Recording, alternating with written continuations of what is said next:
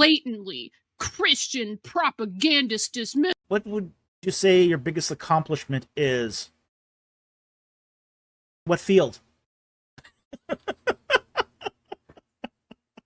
I'm one of those rare sorts of people that has say multi. I'm a polymath. I'm a polymath.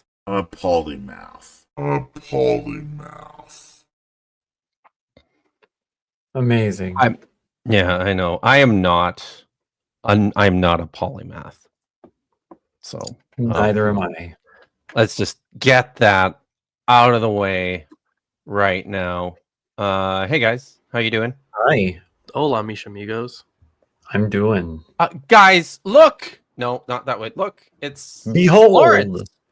Behold. Behold, indeed, motherfuckers. It's me. Ido. Thank you for having me on. Yeah, I'm excited for this. I'm sure this is going to be a lot of fun. I am also very excited. Oh yeah. Mostly because honestly, it's. I mean, you're super cool. Shut the fuck and smart. And and no, but not only that. I mean, that's not the only reason. It just. I mean, wow! I get a night where I don't have to stream with the goddamn Weasels. So that's also pretty great. So you're welcome. Thank you, Lorence, for doing this. I am told he's coming back, but it just wow. This is awesome. Lorence is here, guys. There somewhere. You're there. It's stream. Lorence today. is here. Yes. Third stream. Did Blasphemers Bible in the morning. I did a pretty short translation and text criticism. Didn't have to do that. I didn't have to, but I was like, you know what? I should do something. I did see that. Really? Wow. So then I did it. Wow, I need content. I know that feel. Yeah, it's true. We all feel that, right? Let's Although say some hi to. Go ahead. I hope sometime soon, Kip, I can have you back on the channel. Now that I have two screens, I can do this much easier now, where you can actually see us. I'm excited to come back and read this thing that I've heard of called the New Testament. Right. So it's that's cool. Noayu is here. It's good to see you. Lil of all trades is here, and see, people are excited that there's no Weasels here tonight. Jason Hare might still be here. He's working. So look at that. Chrissy Hansen is in the house. Wow. Jason is here, by the way. It does look like that. Oh, nice. Lorence is real, as it turns out. Unfortunately. How the turns table. I wish I were not. It's true. Ryan Donovan is here. This person whose name is too long is here. And Jason, I'm a little hurt. It's like you've never watched the show before. Topic? It's whatever the fuck we want it to be. It's organic. Also, I do want to note that I think this is my first actual stream with Nitty. Oh, exciting! Ooh. Right? Yeah. We're gonna pop some cherries tonight. Popping cherries. Look, the humanities here. So is Lorence. Sorry, that was lame. That was very dad joke of me. Hank Fashy is here. Holly's here. Dr. Clark Van Gilder's here. A whole bunch of people. We have a super chat already. And, oh, really? Oh, wow. Yeah. Awesome. Well, let's thank you for coming out, everyone, and welcome. And it's going to be a good time. Lil for $5. Treats for Dagon. Lorence, you got treats, dude. Nice. Oh, and Nitty sticks for Kip. Ouch. I just get sticks. So she might be talking about her own dog, though. I don't know if you probably. Yeah. So So listen, I hope everybody is voting in the poll. We'll cut it off here probably in the next 4 or 5 minutes. So get your votes in for a video that that we're gonna watch. Yeah, we're I've gonna got 'em watch all tonight. queued up. Got them all queued up. Do you want to maybe just give people a preview of what each of these is, and as so hopefully they Yeah. work correctly. Oh, I'm gonna do one thing though. Yeah. I have to say something about this. Okay. It's because it's on my channel too. Who hugs like this? Who hugs like this? Oh, I know. People who are Lovers having having sex. sex. Yes. Yeah, totally. Yeah. So Usha, you're in danger. Also, JD's excuse will be we're unequally yoked. Okay, anyway.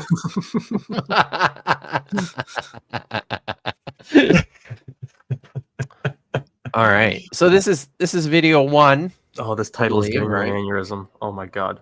Oh yeah, you're in the right place, Lawrence. The 7 messages hidden in the Bible. These are just Never the before revealed. most mysterious messages. Most mysterious. 845,000 views in 8 months. So James. that's video 1. What's next? This guy. Okay. He's ready. Bible code shit. Hebrew letters and numbers. There is is fun. like there is a theme, right, of hidden stuff revealed in the Bible. Between all these maybe there is a theme, and I just I guess so. Wow. It's happenstance. Maybe that was the hidden code to our show. That could be it. Messianic secret. Yahweh Everybody. It's clearly Yahweh, and of course, you're totally right. We actually did do this last week, I guess. Did we? Wait a minute. You got too drunk to remember. Did we? Yeah, probably because we turned the other video off and turned Zoomer on, didn't we? Yeah. Well, so oops, my bad, guys. People are voting though, and we'll see what happens. See, YouTube also needs ranked choice voting. Everyone needs ranked choice voting. Yes, they do. All right. Before we get to that, I have something to share, and I think I am breaking news here.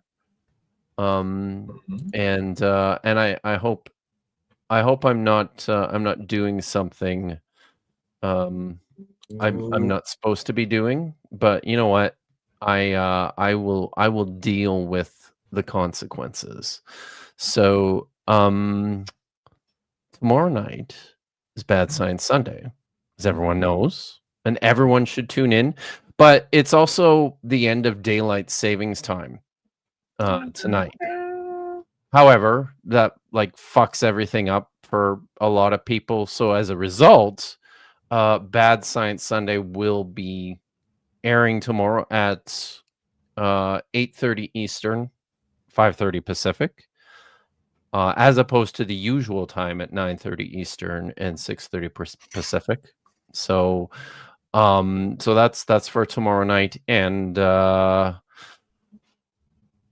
Apology is going to be on Bad Science Sunday tomorrow night, guys.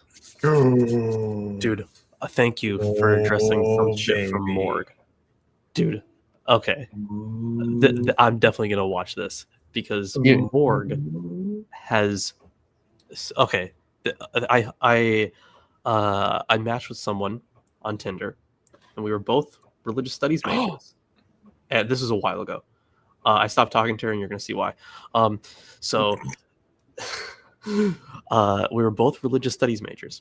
And, please tell me it wasn't because of Morgue. Well, no, not continue. Not because of Morgue. All right. Continue. But she was like, "Oh, I really watched a lot of this guy named Morgue," and then I looked him up, and then I listened to a single video he made, and I was like, "Oh my fucking god! Oh my god! I can't continue this. I cannot continue this conversation." Listen, I kind of love Morgue, and I kind of want to hang out with Morg. But you know, I mean, there's he's a he promotes a lot of nonsense, but you know, he seems cool. No? This is true. Yeah. Yeah. He seems fine, but like when you're reading like one pop scholarship book and then claiming that you know stuff, Canon. Yeah. Yeah. like I could tell by just the way he was talking that I was like, oh, this guy read a Bart Ehrman book. Mm-hmm. A That one Bart Ehrman book. True. any one of them. I mean, Bart. Yeah. Let's face it. Bart has a lot of the same stuff in quite a few of them. He does, right? And yeah, it's yeah. I'll just we'll just we can leave it there. So yeah, guys, tomorrow's gonna be great, and I am very very excited for it. So please look. It says live in 23 hours, which is probably wrong, but that's that's what's happening. So YouTube stupid. can't time YouTube zone. just Weird. doesn't understand what the so you know what it does. It's because it only clocks the hour, so that 23 hours won't change here for another 13 minutes. So yeah, so but that's fine. Everyone, make sure you tune in. So I'm where am I? Oh, there it is. Okay, so I'm taking that off the screen. All right, it's probably time then to call the poll here. Looks like a Bible code for rabbis one. Oh my god, you guys, why do you keep picking the wrong goddamn video? It's one of these days I'm going to pull rank, but maybe not today. So we will. The thing is, I don't know Hebrew. So while I can sound out some of the letters, that's not okay. gonna help me with Bible code. Because you know what? The Weasels don't know anything. Oh, so you know, we're already like way ahead here, except for astrophysics. He's got a PhD in astrophysics. Right, so that is the one thing he knows. There's that, but I mean, beyond that, he knows like fuck all. He literally is just there to press the button on the video. But yeah, so honestly, it doesn't. It's probably fine. If you don't know. So I guess we're watching because the people have spoken, and I believe in the power of the people. Power. So we're watching. If anyone gets that reference, good for I don't you. think it's that one though. Is it? Oh, I think it's this one? It's that guy. Yeah, that's the one. That's the one. So yeah. So let's see. It's 10 minutes. So maybe we'll have time. We'll see how time far for another tonight here. Yeah. All right, let's go. Turn up. Alrighty.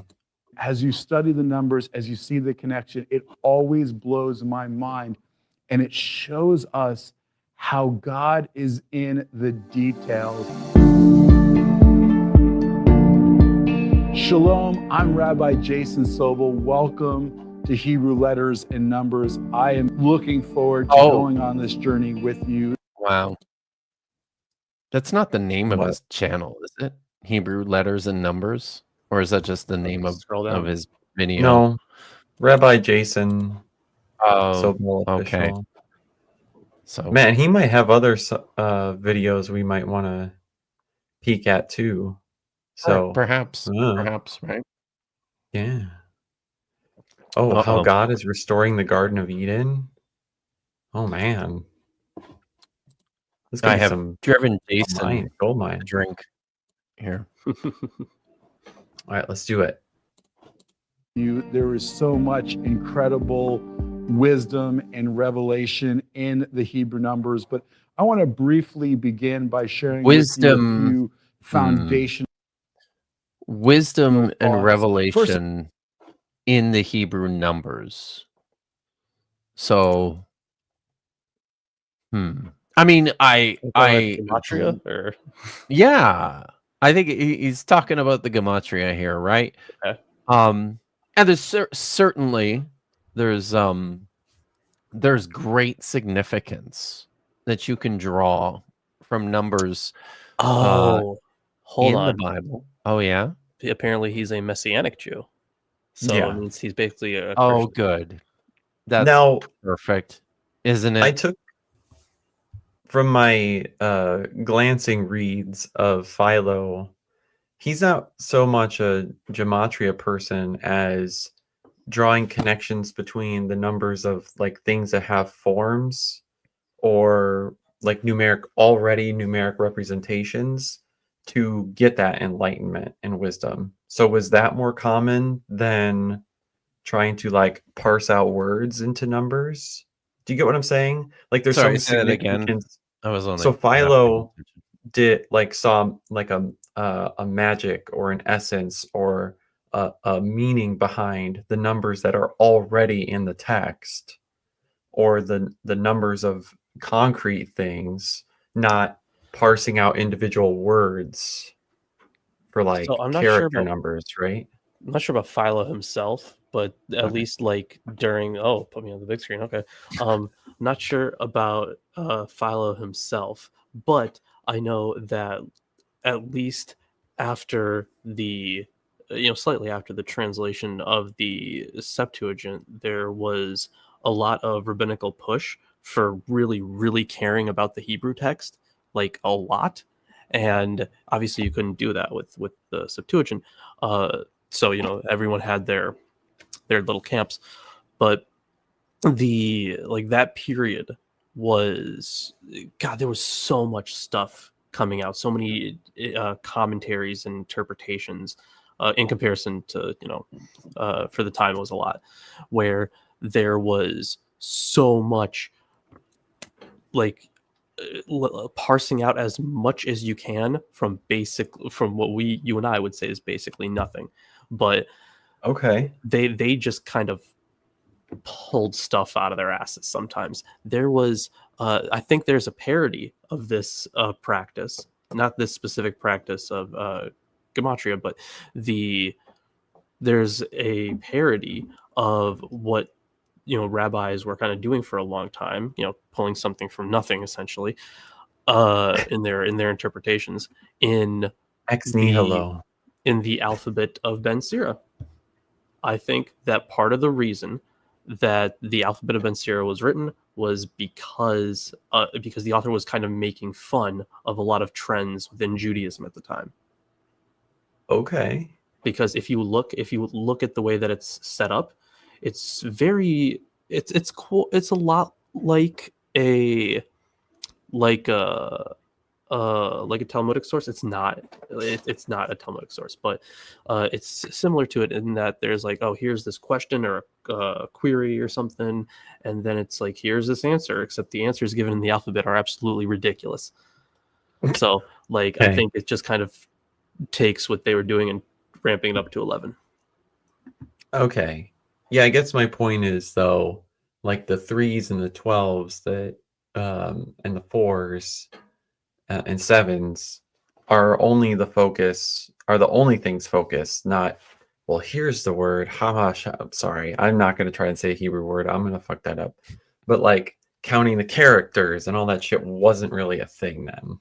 But unless you're saying the Ben Sira thing, what kind of was? No, I was just kind of pointing out this general trend of Okay. like taking something that you and I would not view as important in really any way, and then like extracting from that this whole like plethora of meanings, and like, oh, here's the deep secret stuff that Yeah, like the 2 donkeys. not quite. I mean, worse one than the donkey. Yeah, I know. I'm just teasing. Yep. Okay. Are we ready? All right. Well, let's before we get back to it, just a friendly reminder from Chrissy. Thanks for the super chat, Chrissy. That Kip's book doesn't exist. Kip Davis has written no.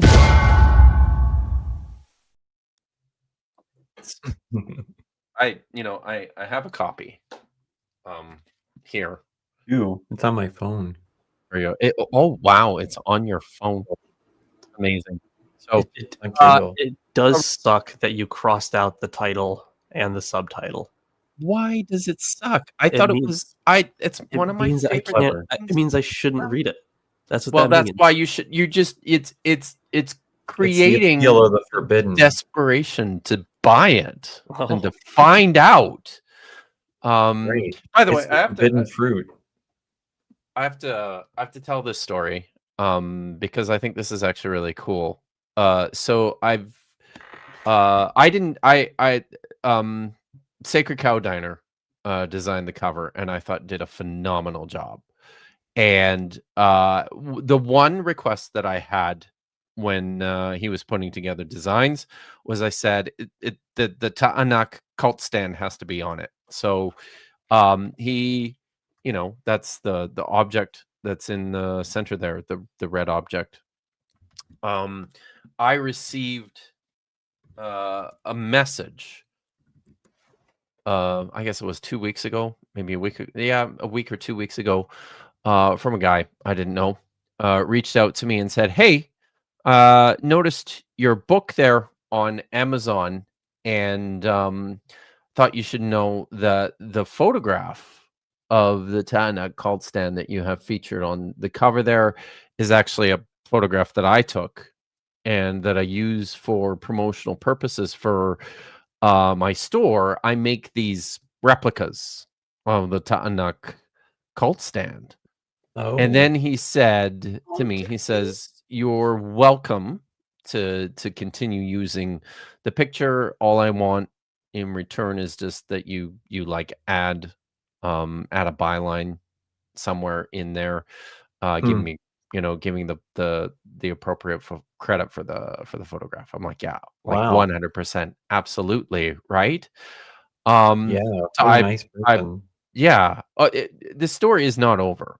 Kidding. So then he texted me back after I apologized and told him I make the corrections. I said to him too, I was like, it's gonna take, like, because the ebook files are really a pain in the ass. I'm like, it's probably gonna take a little bit longer for those, but I said I'll make the print changes right away. And then he texted me back and he's like, "Is it gonna cost you anything to make the changes?" He says, "Let me know if it does, because then I'll just send you money." And I'm like, "No." Like, just no. Don't do that. That's a very nice offer. Aw. I know, right? And the story is still not over because he then asked me, he then texted me a few days later and he's like, just out of curiosity, he's like, "Why did you pick the Ta'anak cult stand picture for the cover?" And I told him, I'm like, it's just, it's very popular. I think it's a great illustration of a lot of the themes and the ideas that I'm trying to communicate through the book. And yeah, it's just cool. It's not my favorite Syro-Palestinian cult stand. But it is damn cool. There's no question about it. So then he tells me, well, he says, if you send me your address, then I'd like to send you one of these replicas that I make of the Ta'anak Wow. cult stand, right? Like, oh my God. I don't have a lot of faith in humanity at the moment. But I gotta say, What a gent. when things like that happen, yeah, right? So, oh, yay. Chrissy is in the process of tearing it to ribbons. thank you, Chrissy.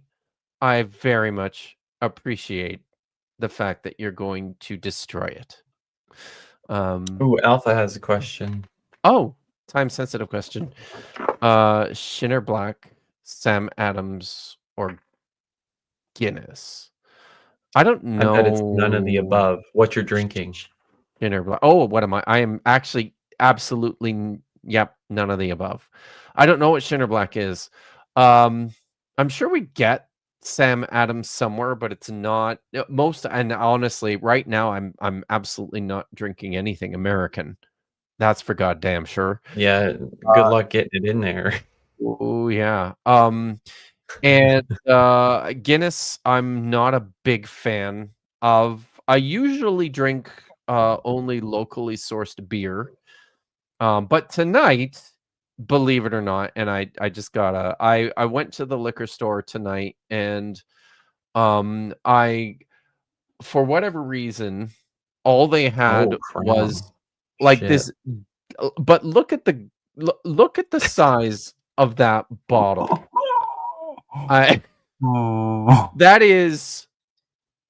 That's 2 liters. Look, that's just how much Paul drinks on Toast to Toast. That's a night for Paul, No, right? That is it. But Apologia, I'm so sorry. That's not true.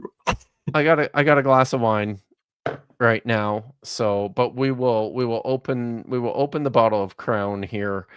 And I will not be drinking all of it. That's for sure. I'll just fly out to you and help. Just what? I said I'll fly out to you and help. Oh, good. Yes. That's gonna last me a little while. But I was looking for smaller bottles, and they literally did not have any. Except, and now I'm excited. I didn't buy it because it was pretty expensive. But there's a single malt Crown. That is intriguing. So yes, Chuck. It does come in 2 liters, and that is all that the liquor store had stocked. So,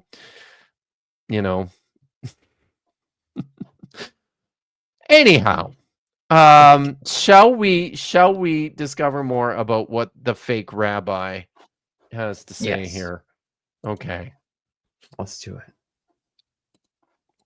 Well, there's so much significance in every Hebrew letter. Pause it Hebrew for a letters. Second. It turns out that Alpha is actually out buying beer for the night.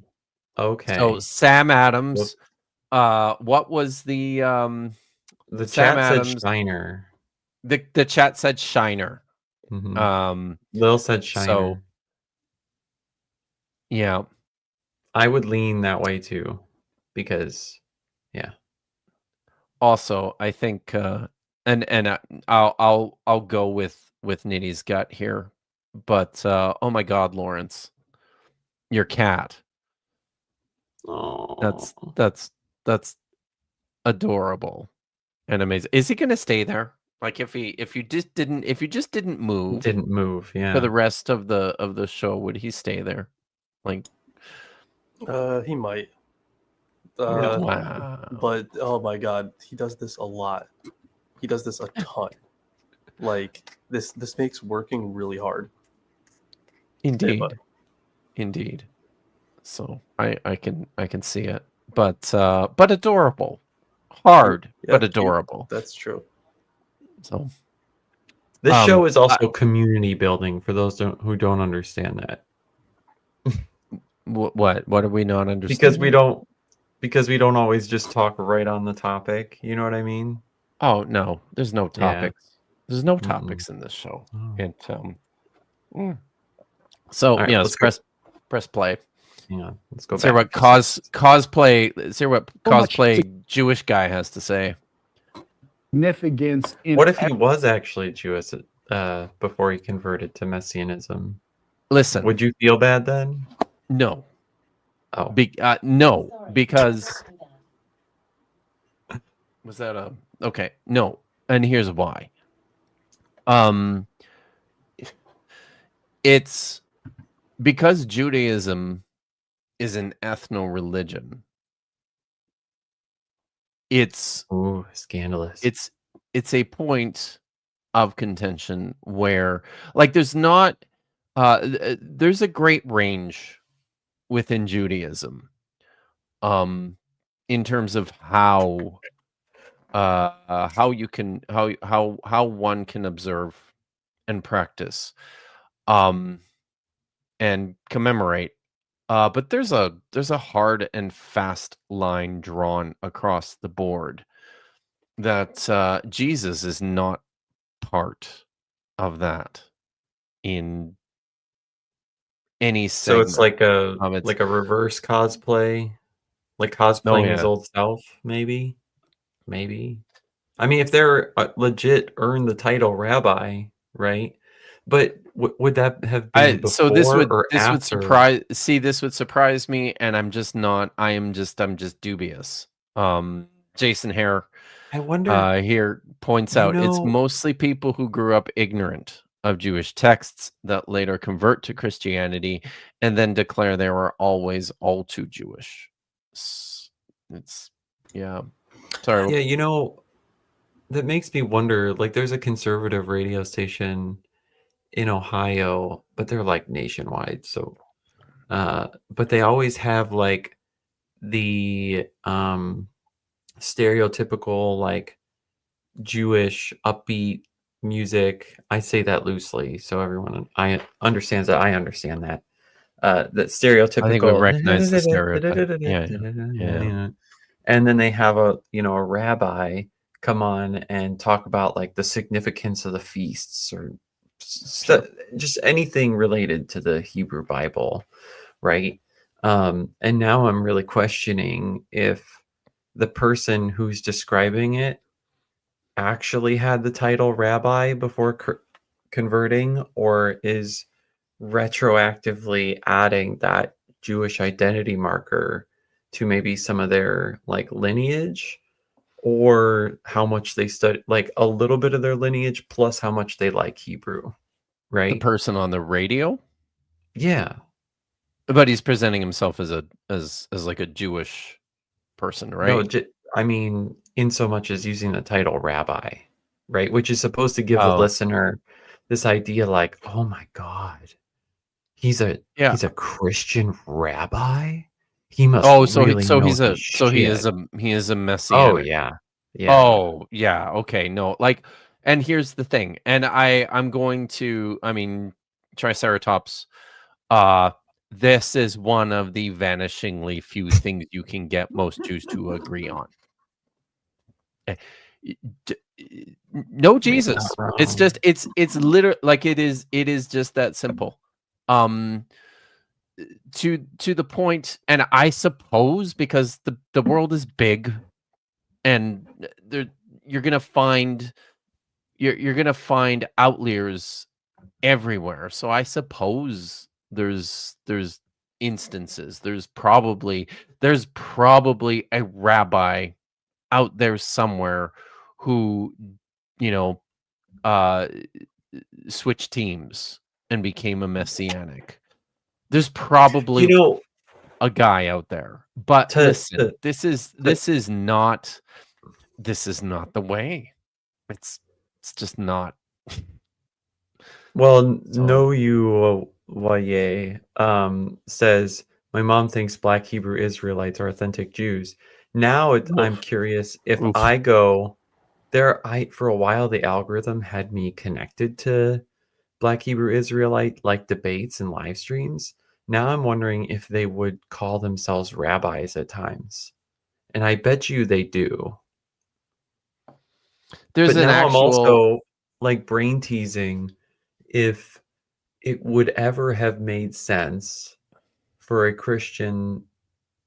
Well, there's two things. One, would it have ever made sense for someone of Jewish descendants, non-rabbi, convert to Christianity, call themselves a rabbi in like history, and that would have been encouraged, right? Which I'm going to lean no, and especially when the church became kind of anti-Semitic, definitely no, right?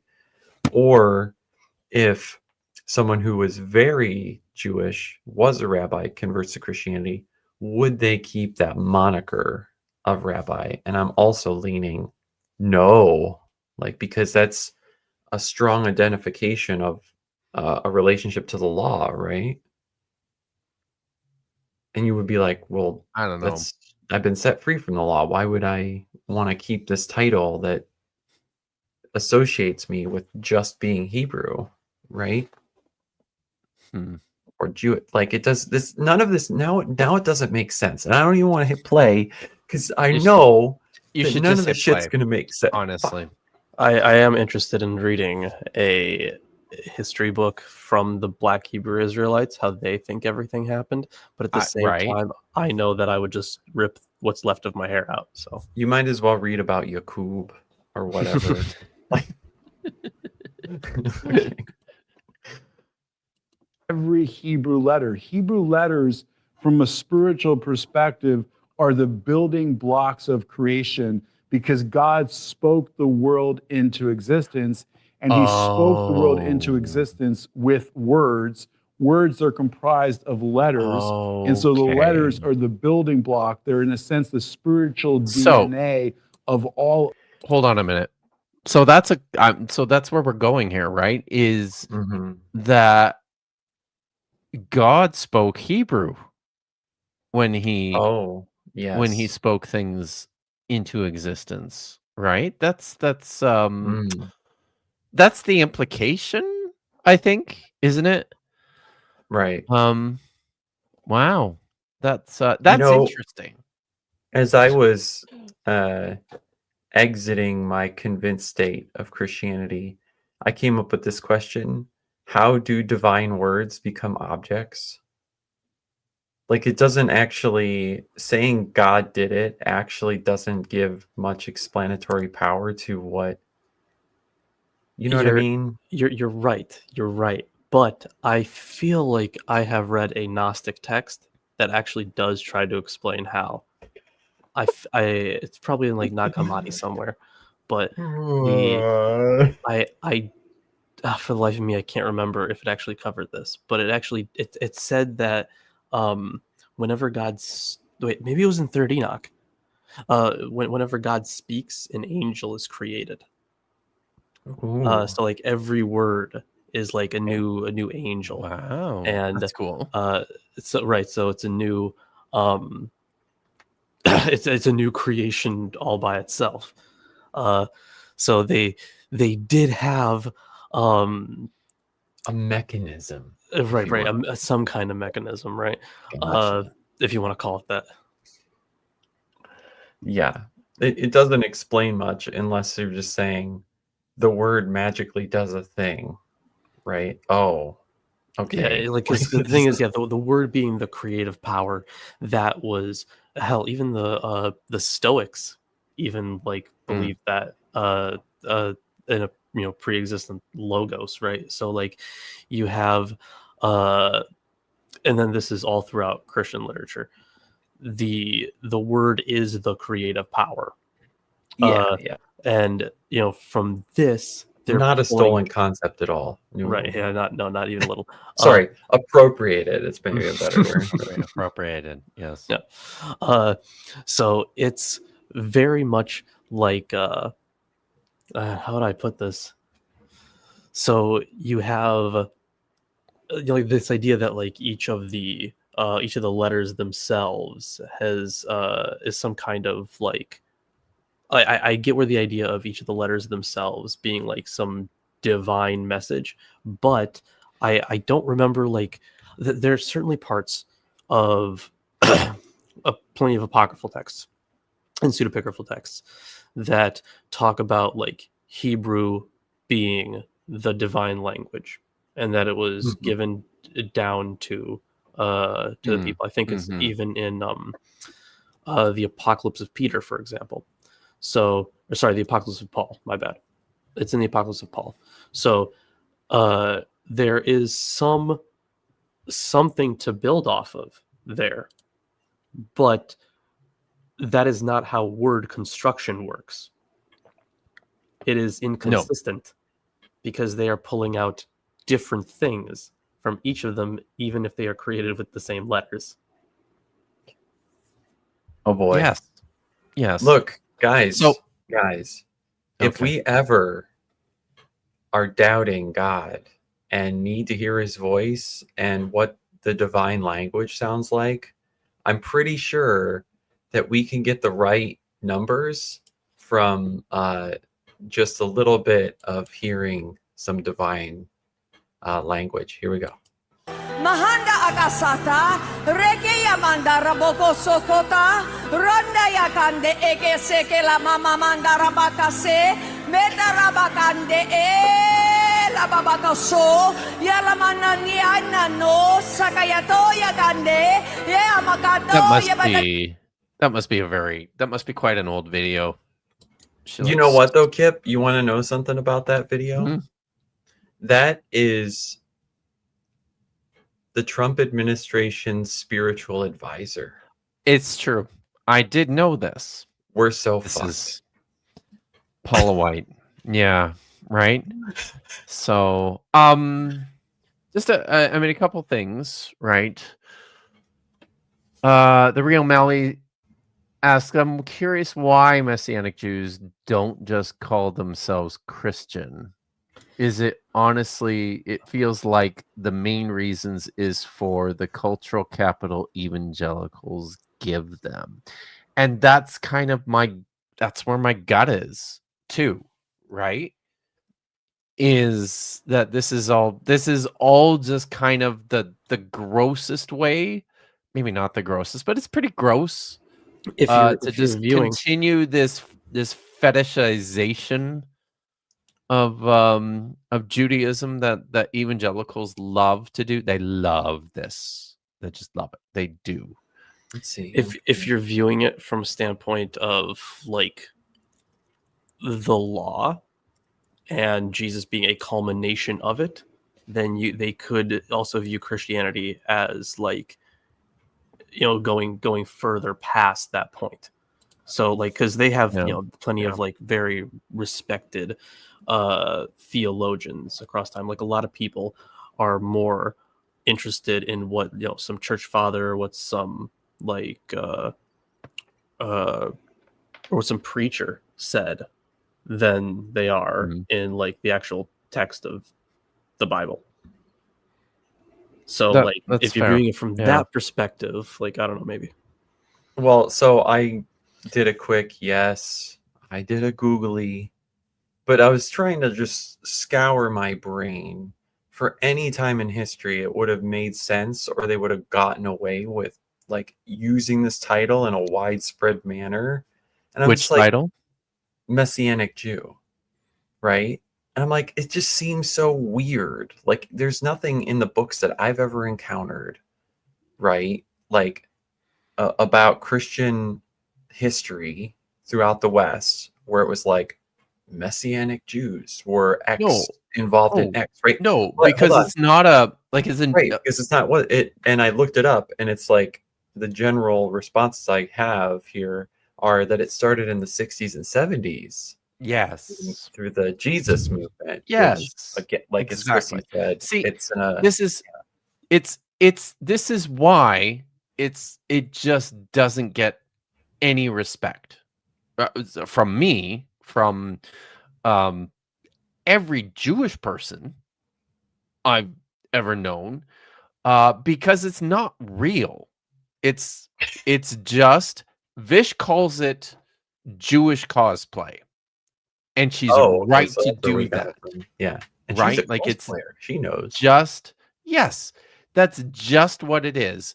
And it's historically absurd because it's taking this thing that we know as Judaism, which has its own post-Christian history of like multiple hundreds of years, well over 1,000 years, right? And it's extrapolating that backwards and blending that with Mm-hmm. the idea is it's more faithful somehow. It's getting back to whatever it was the Ebionites were doing. Didn't they deny the It Trinity? sure as fuck wasn't So that. you don't want that. And Jason. here's the thing, right? Like, it's Judaism is as a religious movement is basically a contemporary of Christianity, and developed in conversation and what's the word I'm looking for, in contention with it, and that's why this is such a sensitive issue too, because all you're doing is you're just mashing your incredibly unsophisticated understanding of the modern forms of both of these religions, which is why it looks so much like,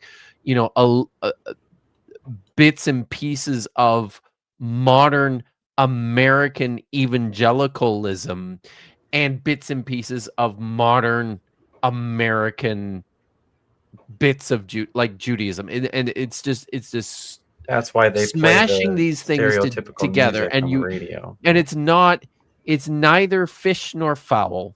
It's a bastard, right? Yeah, And Jason says that they also hold to Trinitarianism. So if that's the Yes. case, then retract the thing I said earlier. Jesus Christ. About Ebionites, right? Yeah. yeah, Because they weren't So- Trinitarian, right? no, but I mean, it's what they think. Yeah. Anyways, I just did I want actually to. knew a thing. I wanted to say this thing. Point this out too. Words are not constructed from letters. Right. Hmm. I'm not reading that. As an actual linguist, I'm losing my mind. And my apologies, Chrissy. And I'll point this out too. This is exactly like he's talking about the spoken word, right? Yeah, wait a minute. As a because creative force. Hold on, Nitty. He's talking sorry, about sorry. the spoken word as a creative force, right? And now he's trying to extrapolate from that value from letters, Hebrew letters. Here's what's so monumentally stupid about this is we know how old the Hebrew alphabet is. We know when Hebrew letters were invented. Yes, Yeah, they were I invented think by if people. if I am correct in my history, I think they were invented shortly after the writing of the Septuagint. Oh, god damn you. Fuck you, dude. Like, oh my god. Sorry. Okay, Nitty, sorry. What was it? I'm sorry. I'm recovering. Well, maybe Chrissy can correct me here, but when she said, what'd she say?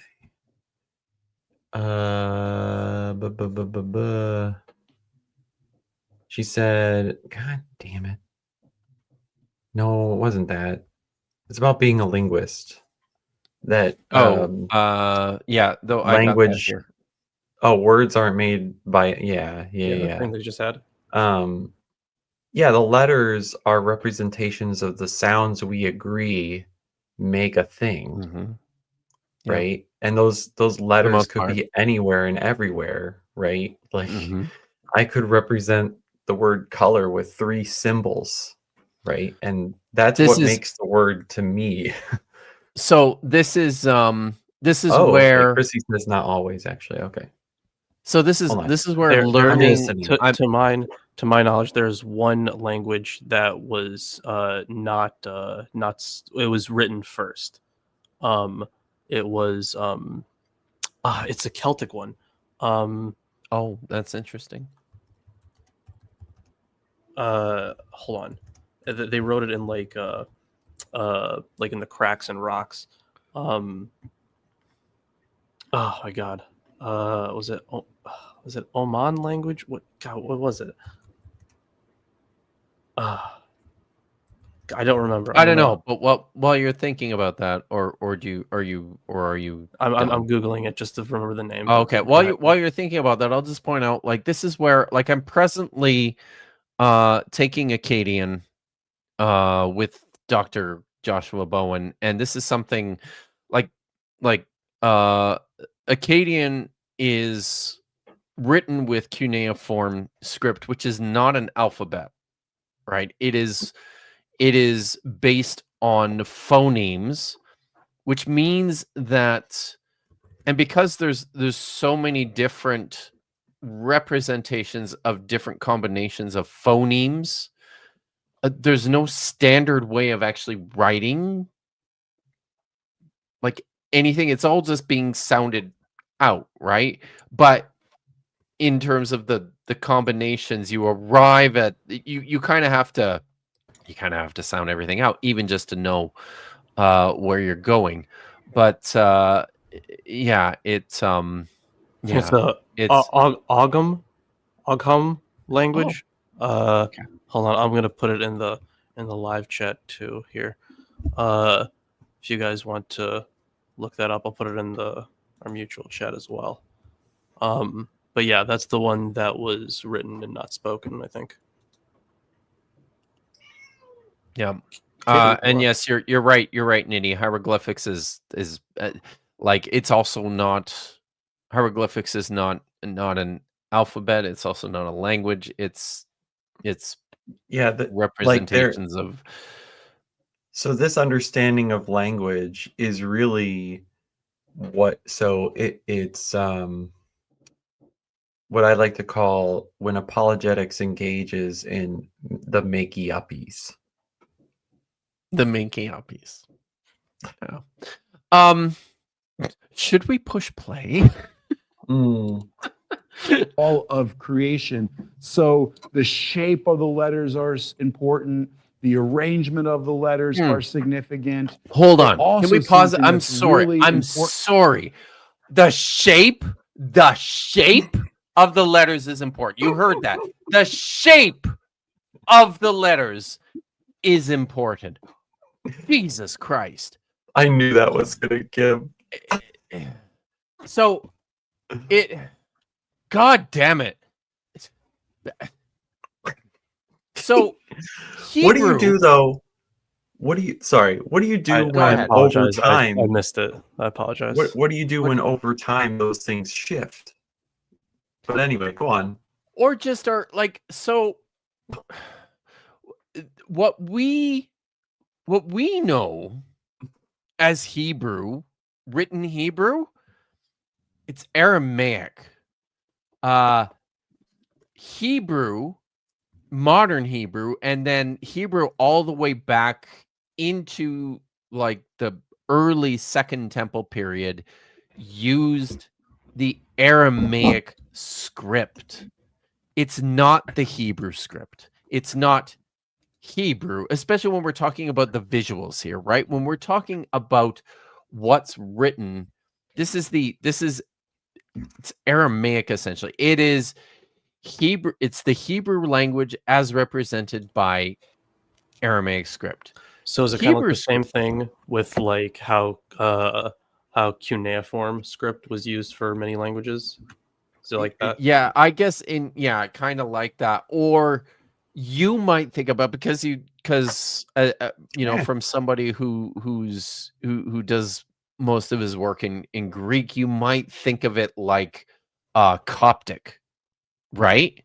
Oh, which like is in relation to Coptic, yeah, which is so it's a language, but it uses Greek letters. Yeah.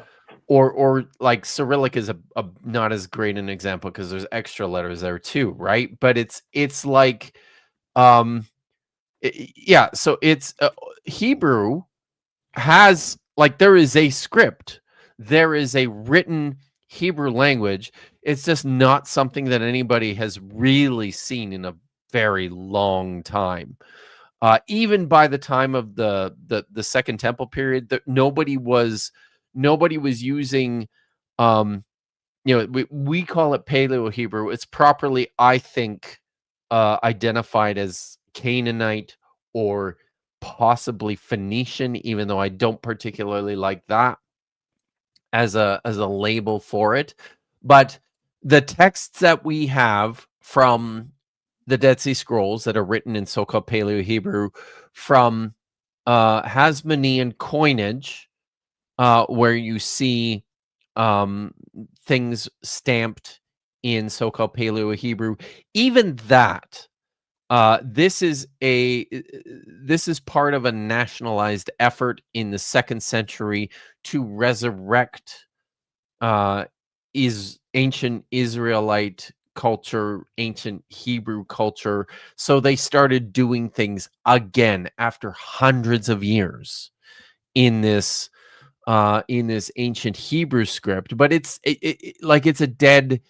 You can recognize it, like when you paleographers know. Oh yeah, right. This is the revived version of this thing. It's not. It's not the actual ancient script. It's not traditional Hebrew that you see represented on, the inscriptions that we have from the pre-exilic period. So, yeah. So if he's going to talk about shapes of letters and appearance of letters, like what the fuck are we, like, where the fuck are we going with this?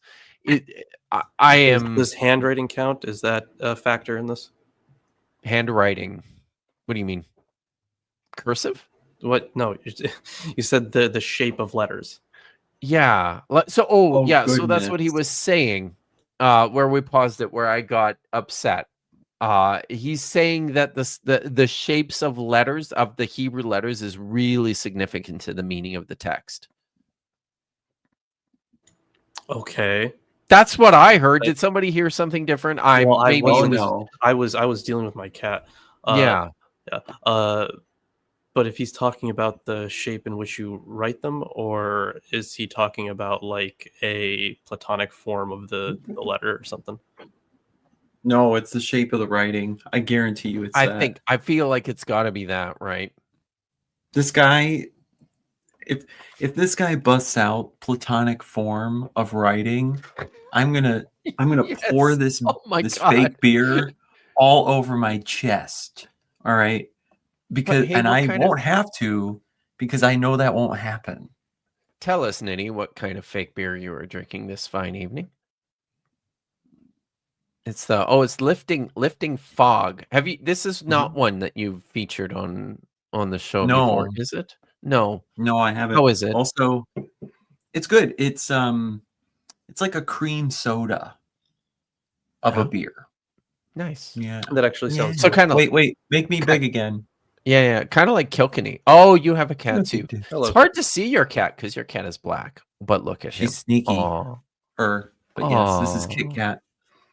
beautiful. Mhm. I love black cats. They are. There's a. You notice that, right? Black cats have a there's a personality. There is a black cat personality, and it's pretty distinct. So I my think wife took a nap today, and this cat, like literally, like she's laying on her side.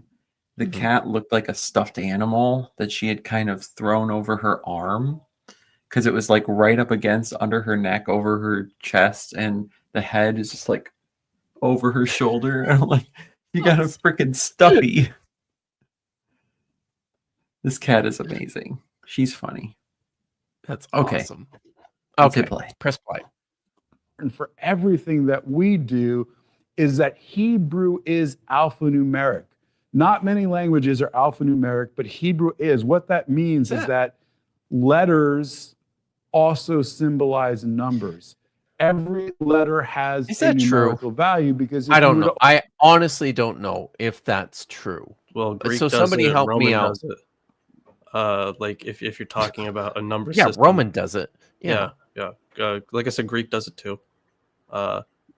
Sometimes you. How do you not know that, Kip? Sometimes you have like the full word, but then other times, like in 666, right? Other times it's that. Right. And that applies not just in the number of the beast. That applies in a lot of cases. Right. So, So I don't know the kinda, frequency of it though. it kind of feels like there's probably a whole bunch, because are there, and now I have another question. Yeah, and I'm sure there's maybe I just don't know. Maybe somebody in the chat knows. I am only familiar with Arabic numerals.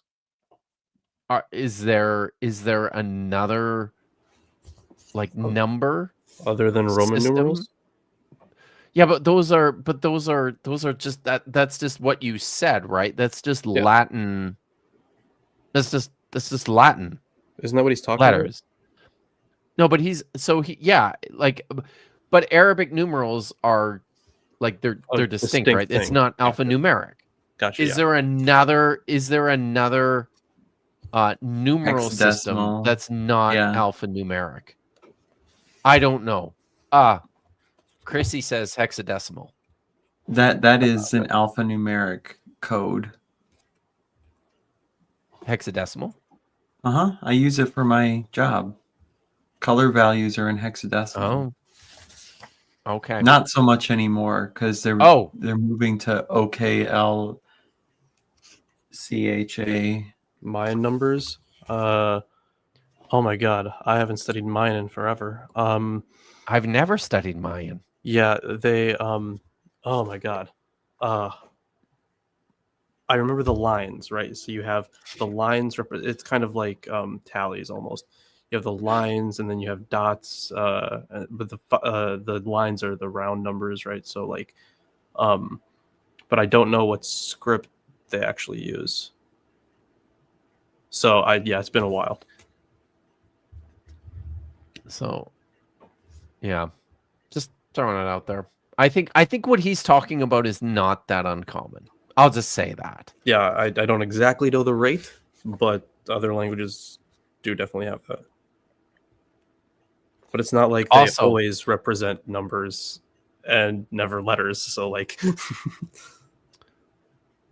also, the humanity is not the humanity is the only one who misses the weasels. So, all right. Jason says the current year is 5786, and then puts Hebrew characters. Oh, I did see that. Where is that? God damn it! I lost it. Professional streamer Kip Davis. Yes. Shoot, I can't find it. Oh well. Yeah. Sorry. Open up your Hebrew Bible. There's no numerals. So the way that you write numbers is with letters. So, for example, if I'm preaching or speaking in Hebrew, and I say to you, I want you to open your Bible to Genesis chapter 1, verse 1, I'd say open your Bibles to Bereshit, that's the Hebrew name of Genesis, Perek Aleph Aleph, chapter 1, verse 1. So Aleph is the first letter of the Hebrew alphabet. It has a numerical value of 1. So literally, if you open the Hebrew Bible and you say open to chapter 1, you'll literally see a letter Aleph representing chapter 1 and a smaller Aleph representing verse 1, Aleph, Aleph, chapter 2. Who is shocked by this revelation? I'm going to go with absolutely nobody. Okay. Like there are literally manuscripts that I've looked at in Greek that do exactly the same thing. Yes. No. Jason's totally shocked. Aleph, chapter 2, verse 1. So I hope that kind of makes sense. But I want to say the spiritual significance of this. When we talk about the letters being the building blocks. Wouldn't later on in the Hebrew text, though, those numbers just be like chapter verse are literally just made up divisions, right? Well, correct. Yes. Who has the video on that? Could it be on the Behold Network? It is on the Behold Network. That's the channel that has that. Yeah, I have a whole video on how the Bible got chapter and verse numbers. But I'm just going to because you published a video today. Well, the stream yesterday, yeah, but also yesterday. No, didn't you do yesterday? Yeah. Was it yesterday? You published a video about a text critical issue. Yeah, Codex Claremont. Yes, please people should go watch it. And if you're not subscribed to Lawrence's channel, To the you should Behold be. Network, you absolutely should The be. Behold Network. And I am working on a video on the letter of Aristeas and the myth of the 70 translators. So, or sorry, the 72 translators. So, but only those in the know, only the Gnostics are going to get that one. That reminds me. Now that I'm thinking about it, because shoot, I can't pull it up. I know Dr. Tapioca Weasel was very excited the other night because he has 69 subscribers, which is nice. But if you're not subscribed to Dr. Tapioca Weasel, you should absolutely subscribe to him, if for no other reason than to fuck that up, because it'll make him happy. I promise it will. It really will. All right, press play. Of creation, from a scientific perspective, someone might look at it and be like, hey, that doesn't make sense. We live in a mathematical universe. God speaking the world into existence, that's just a myth. Certainly, wait a minute. That can't be real. Is he drunk? No, I don't think so. Okay. Let's say maybe no. Maybe I am already, but suddenly it sounds like he's drunk to me. But that could just be me. Never mind me. But we create maths and models for what we observe, but there's no guarantee that that's consistent everywhere, right? I mean, it might be. I guess we'll find out when we finally make contact with the aliens, right? Yes. Anyway, I hope the It aliens doesn't are watching. jive with what physics tells us. But here's the amazing thing. Hebrew is alphanumeric. And so in the beginning, God creates the heavens. Lawrence is doing the exact same thing as me. Objection relevance? Therefore what? Right. okay, let's try and track that line of thinking for just a hot second. All right. We describe the universe with words and numbers. Mm-hmm. Physics describes the universe with words and numbers. The supposedly written word of God describes the universe with words and numbers. Coincidence? Jesus. And the answer is always Jesus. Pretty sure. The Et Haaretz and the earth. Why is that significant? The letters in the let's go back a second. Yes, you should probably go back a bit. The Et Haaretz. Wait, no, go back But more. further. Yeah. And so in the beginning, God creates the heavens. What would he do if Dan McClellan came on here and said, what is it? Is it began to create, or like the alternative? Oh yeah, reading? They began to create. So no, yeah. So and here's the thing, a bit of sheet is, and he should know this.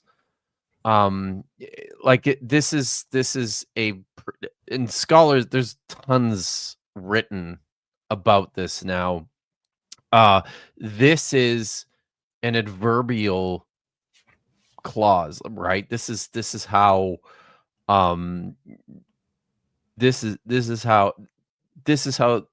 a temporal indicator is marked in the text.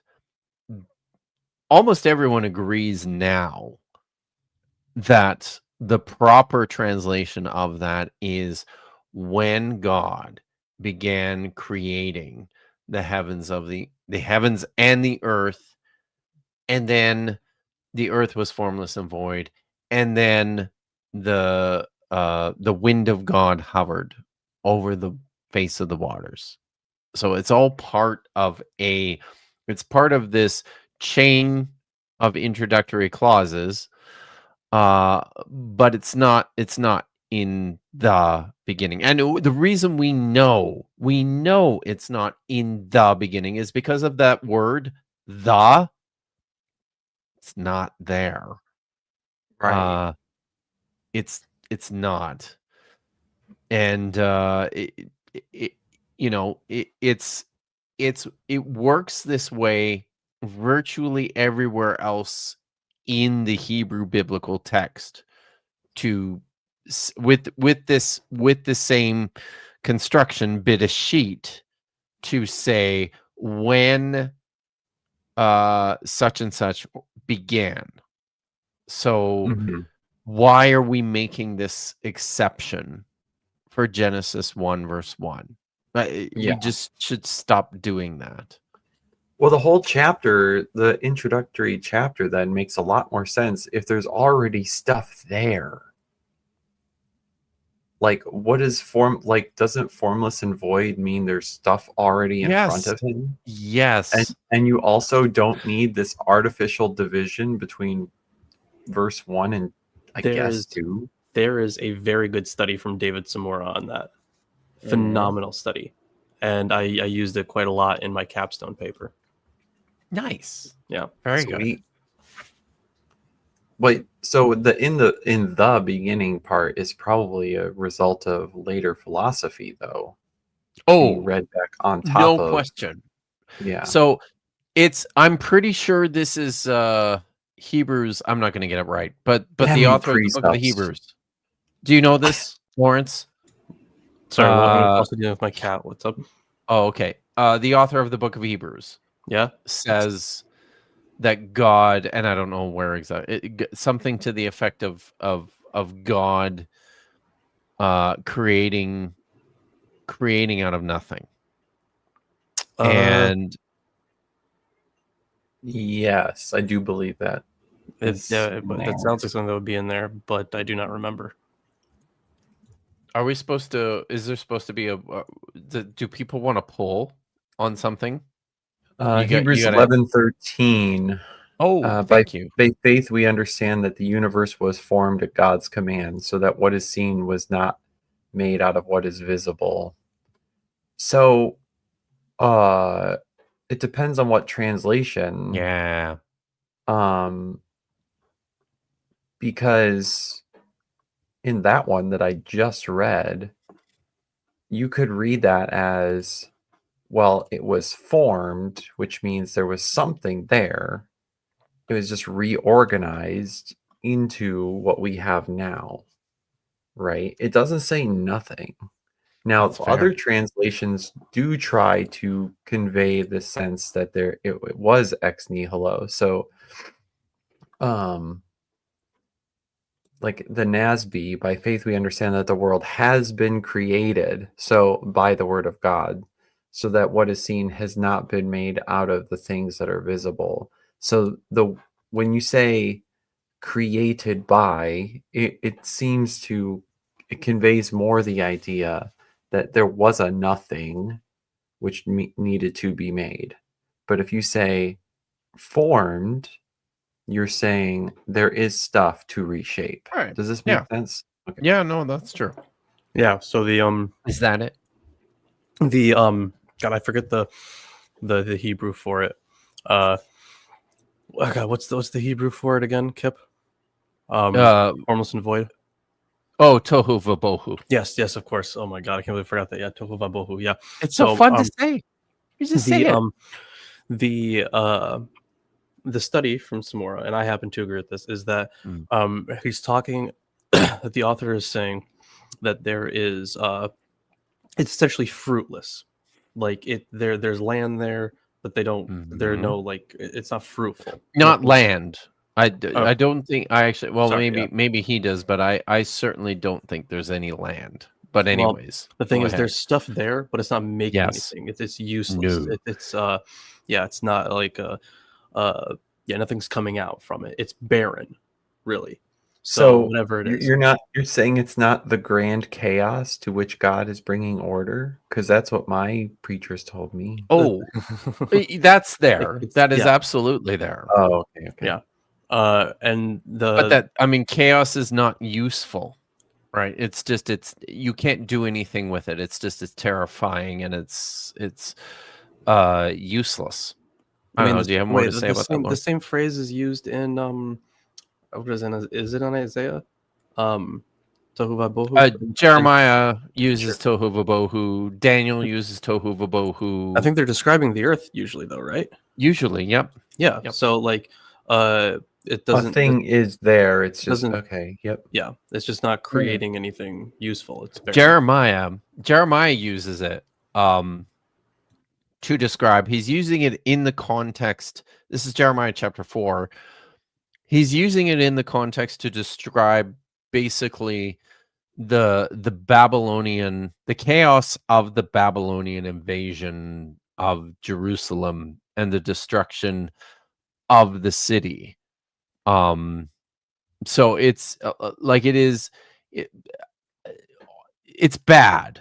Like tohu vabohu it's bad. It is the total unraveling of anything that these people understood to be dependable or predictable or useful or meaningful.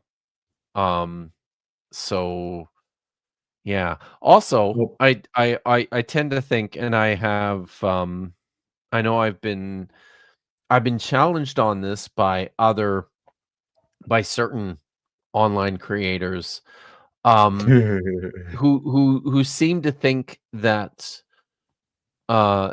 there was nothing prior to the 4th or 3rd century BCE in terms of biblical traditions or biblical texts. And when I bring this up, that Jeremiah is just riffing in the 6th century BCE, just riffing off of Genesis chapter 1.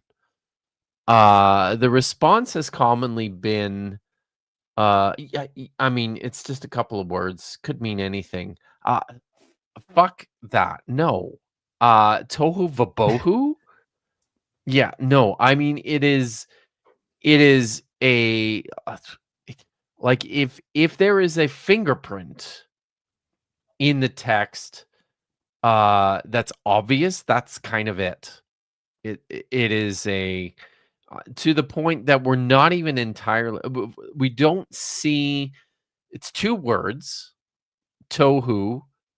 Va means and, it's the conjunction. Bohu, you don't see them occurring apart, like it's part of a clause. It's always, connected. They're included together. We're not entirely certain even what it means, just because it's difficult to track etymologically, which probably also means it's super fucking old. This is how this stuff works when you're doing etymology and when you're working with linguistics. But I'm just gonna say, it's a pretty good mark within the biblical text that Jeremiah is dealing with traditions that, are at least 6th century or earlier. So miss me with that shit when you're coming at me with the Hebrew Bible was all composed in the 3rd century. Alrighty. Sorry. We're like 3 minutes in, and I should probably drink more, right? Shemayim, the Ed Haaretz, and the earth. Why is that significant? The letters in the words undergird the spiritual aspect of creation. But because each letter has also a numeric aspect to it, God speaking the world into existence is literally God speaking and creating the mathematical code to everything that exists. It lines exactly You guys up are with science and you guys are quantum- sure he's Wait, not what? drunk? I'm sorry. It lines just up with quantum physics? No, you are not going to wait. say What? that, motherfucker. No, go back. Hold Did on. he say that? I'm He's sorry. about I'm just to. distracted by creating him. the mathematical code to everything that exists. It lines exactly up with science and with quantum physics. Maybe you can imagine it. Okay. Please, we need to see his work.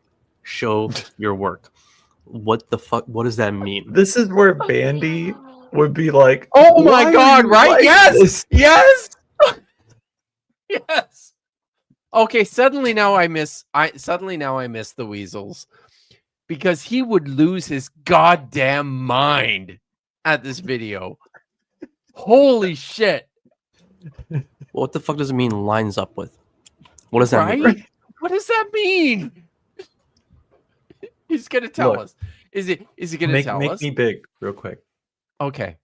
Look how fast I'm doing that. Look, I just want you to know that not only did I for sure grow up completely Jewish and also went through everything it took to become a rabbi, and then I converted to Christianity, I also have a rich education in one of the most novel breakthrough fields of science, so that when I make a claim that my numbers line up with this novel breakthrough area of science, which is hotly contested, I totally know how these numbers are totally in sync, guys. There's no question about it.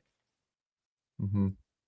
Yeah, Totally. I'm sure he went to grad school for nuclear physics and course did he his thesis on quantum mechanics. Astrophysics, just like Mhm. Vandy. Oh yeah, yeah. 100%. Oh, goddamn. Sorry. So Exit. There. that claim alone is a big trust me, bro. You don't say. Let him show his work. I want to see his work. Yes, I do too. As the Matrix. Remember in the Matrix was Neo when he saw the letters and the numbers kind of going down the screen. Well, there is a code to creation. Oh, the spiritual Jesus, code to creation is Jesus. This fucking, is a great pause. Jesus fucking Christ. Of course it's the Matrix. Of course it is. What else would it be? That has some Right? pretty extreme moral implications on the nature of God if this is the Matrix. Oh my God. It'd be pretty fucking heinous. Just to be clear, if he is likening this to the Matrix, then he might just be a Gnostic. Right. Yeah. Yes. Yes. You know, if this were true, every quantum physicist would have all this fucking shit figured out because they'd have a Bible on their desk. They'd be able to go through it with whatever lines they need. And our understanding of how things actually work at that subatomic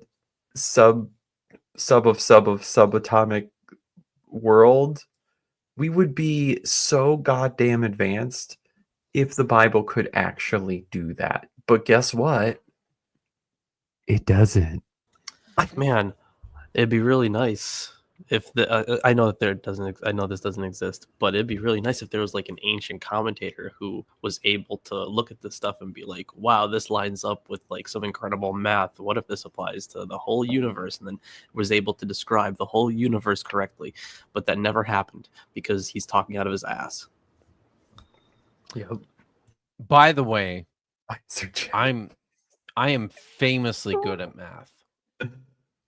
So, I did want to, Jason Hare. You guys familiar with Nehemiah Gordon? I feel like I've heard the name before, but I don't remember from where. Yeah. Well, I don't know. Maybe I will do a video. I think he's Sephardic, Jewish, deconverted to a Christian. Am I getting that right, Jason? I think that's right.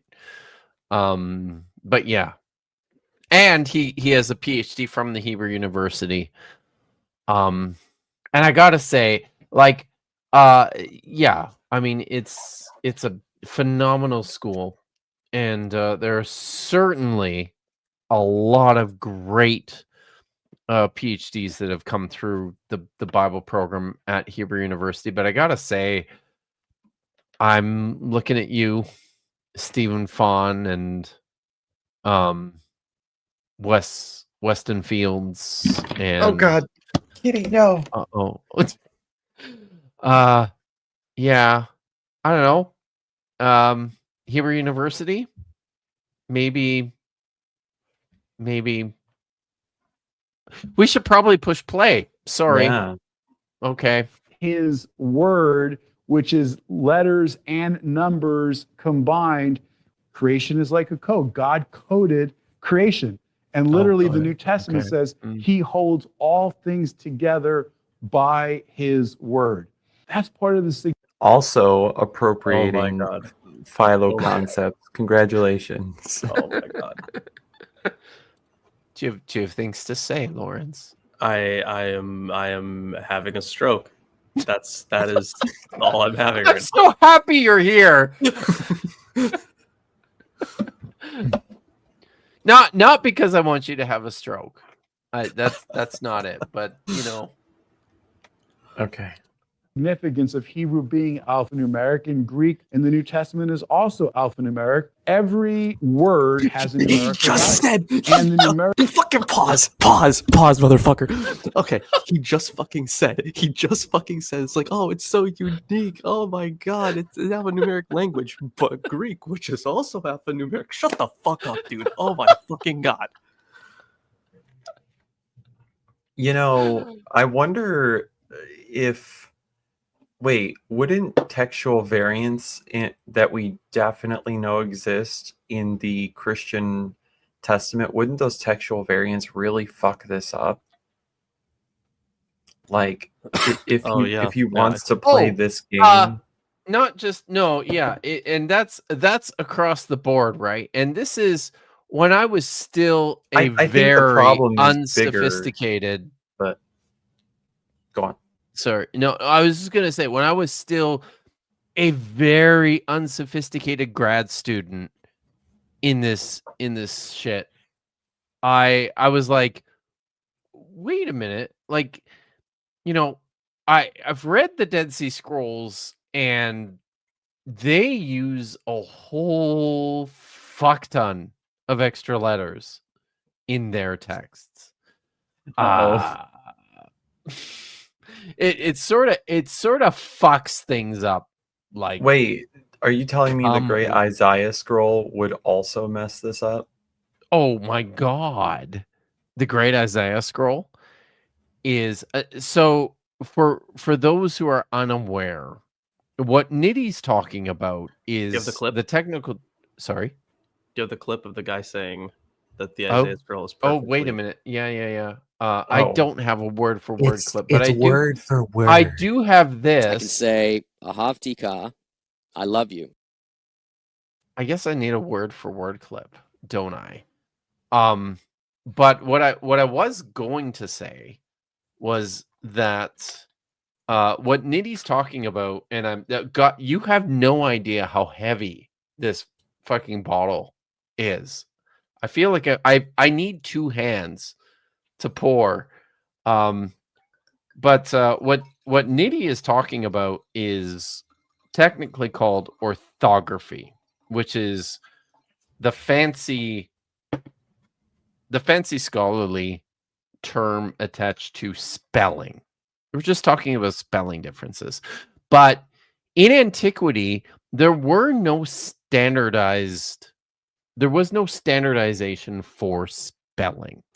If you which ever read the means Septuagint, and compare, because they say hold on before you freak out. Yeah. No. Like they say it's like, it's Koine, but if you read it and compare it to like other spellings of words, it's like, where are they getting the spelling from? I've never seen this spelling of this word before, and it happens all the time. Oh. Thank you, So- Jennifer Silves. Nehemiah Gordon Cartwright. Not a Christian. Yes. Sorry. I got that wrong. But Kip, Appreciate the correction. Yes. but isn't this true? Copy of Isaiah that we had was in the Masoretic text, which is in the Middle Ages. Whoa. We literally pushed back our understanding of Isaiah 1,000 years. And That's the thing that true. really shocked That's scholars true. was that it That's was word for true. word identical to the Masoretic That text. is not. The biggest copy of Isaiah that But- we had. But here we This go. is- It was The biggest copy of Isaiah But that we it's word had for was that word. it was word for word identical. it's word Yeah. for word, Kip. Yeah. So I mean, you know what? Like this maybe this wouldn't bother me so much. It wouldn't bother me so much if he didn't say it on Joe fucking Rogan. It wouldn't Joe- bother me like- so much if Yeah. Joe fucking Rogan hadn't repeated it like 3 weeks later on a completely separate podcast. No way. It just shows you, like, the thing is, I'm not gonna expect Joe to be anything of a Bible scholar, right? No. But like Whoa. the thing, like the Masoretic text coming from the medieval period, right? That I would say that's like, if you did one of those iceberg charts, it'd be on the top. So like, I don't know, pretty surface level stuff. Yeah. Yes. And here's like this is the other thing, and I keep asking this question. I should know the answer to this, but I don't. But what is the fucking hard on that evangelicals have with the Masoretic text? Oh, I have a. What I have is a- that? Okay, You so have an answer? Okay. I do actually. Okay. So whenever we discover some new Mhm. manuscripts, I know that the Masoretic text is not a new fucking discovery, but whenever there's like a new discovery of a manuscript, they're always going to appeal to it because they're like, oh, look how ancient this tradition is, right? It's like one of those. So when I had Jehovah's Witnesses coming up and talking to me about Jesus, and then they were like, oh, but what about like, because we're arguing because I am who I am. I was I forget what I said, but then they were like, but what about the Dead Sea Scrolls? And I'm like, what about the Dead Sea Scrolls? Like, as if like they cited it as if the Dead Sea Scrolls talk about Jesus. Of course. I'm like, what? Yeshua. What? Where? Like, they don't actually know what they're talking about. They don't Right, care there's to no know what they're talking about. content. They are just trying to push back the timeline to like as close as possible to the beginning. And if they find that stuff, to them, that's verification that their beliefs are ancient, that their beliefs are valid. But So that's why the Masoretic Like- text, being an ancient work, is so important to them. Well, I mean, Yeah, it's their textual TARDIS, Kip.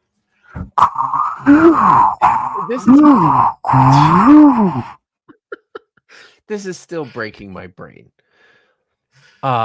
Because, and I think like let's be clear, but I don't think this is it. Let's be clear. I do think, and people can clip this. I do think that the Masoretic text probably represents a very ancient text. That's as far as I'm going. But the attachment, the Protestant attachment to the Masoretic text, that's not the reason. Like I'm 100% convinced that's not the reason. And the reason I'm 100% convinced that's not the reason is because this is a discovery that we've only made in like the last 20 years, 20 maybe 30 years.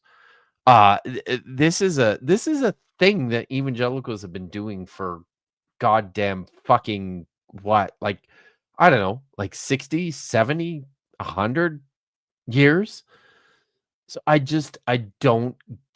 sorry, I don't get it. But All right, play button. Numeric values of words are oftentimes very significant. And when you find words that have similar numeric values, you can find important connections and wisdom and revelation in that. So let me give you an example. Echad. please. One of the first prayers Okay. all Jewish kids learn is Shema Yisrael Adonai Eloheinu Adonai Echad. Hear, O Israel, the Lord our God. Wait a minute. The Lord is Echad. Wait a the minute. Lord is one. Can you say? Wait a minute. Are we talking about Genesis chapter 1, or are we talking about Deuteronomy chapter 6? Deuteronomy, I think. Right? That's the one that they're always citing, the one from Deuteronomy. Yeah, but he was just One of talking the about first Genesis prayers chapter a 1, Jewish kid wasn't learned. he? Yeah, he was. But this is just an example of how. Okay. Yeah. Oh, So all right. This I'm is sorry. him showing his work. So let's. I listen. have Would broken Vishami out be the losing her crown, shit right now. and I'm probably pretty drunk already. By the way, am I the only one? I still, every time I hear him talk, I keep thinking he sounds like he's drunk. Is it just me? Is anybody I need else to play hearing him what I'm faster. hearing? I need to play him faster so Kip doesn't. I do. I hear what you're going for, but he is talking a little slow. Okay, a little you know slow, what? But I'm not convinced of drunkenness. Okay. Kip, you just Yes. aren't. Here, make me big. I'm working on it. There we go. Look, when you Are we talking to me, or are we talking to every? when you teach from the Bible, the main thing you need to learn and develop in your soul of souls is that speaking slowly gives you power. Jesus Christ! This is every stream I've ever fucking done. This is...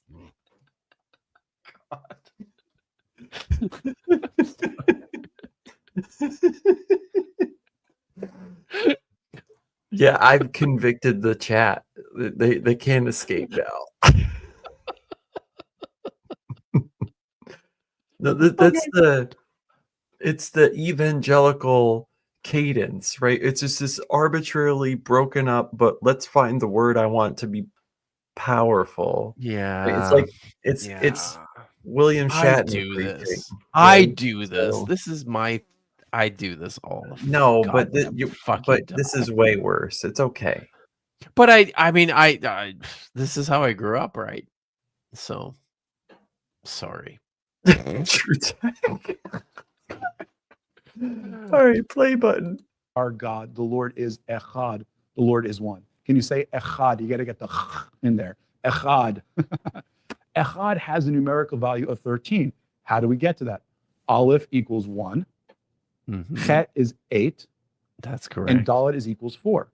When you Good. add those letters together, Aleph 1, Chet 8, Dalet 4, 1 plus 8 plus 4 equals 13. So 13 is the number of oneness. But What? how do you become one? What the Says fuck who? does that mean? Okay, no, I'm following. Okay. So you put Okay. all the numbers together, right?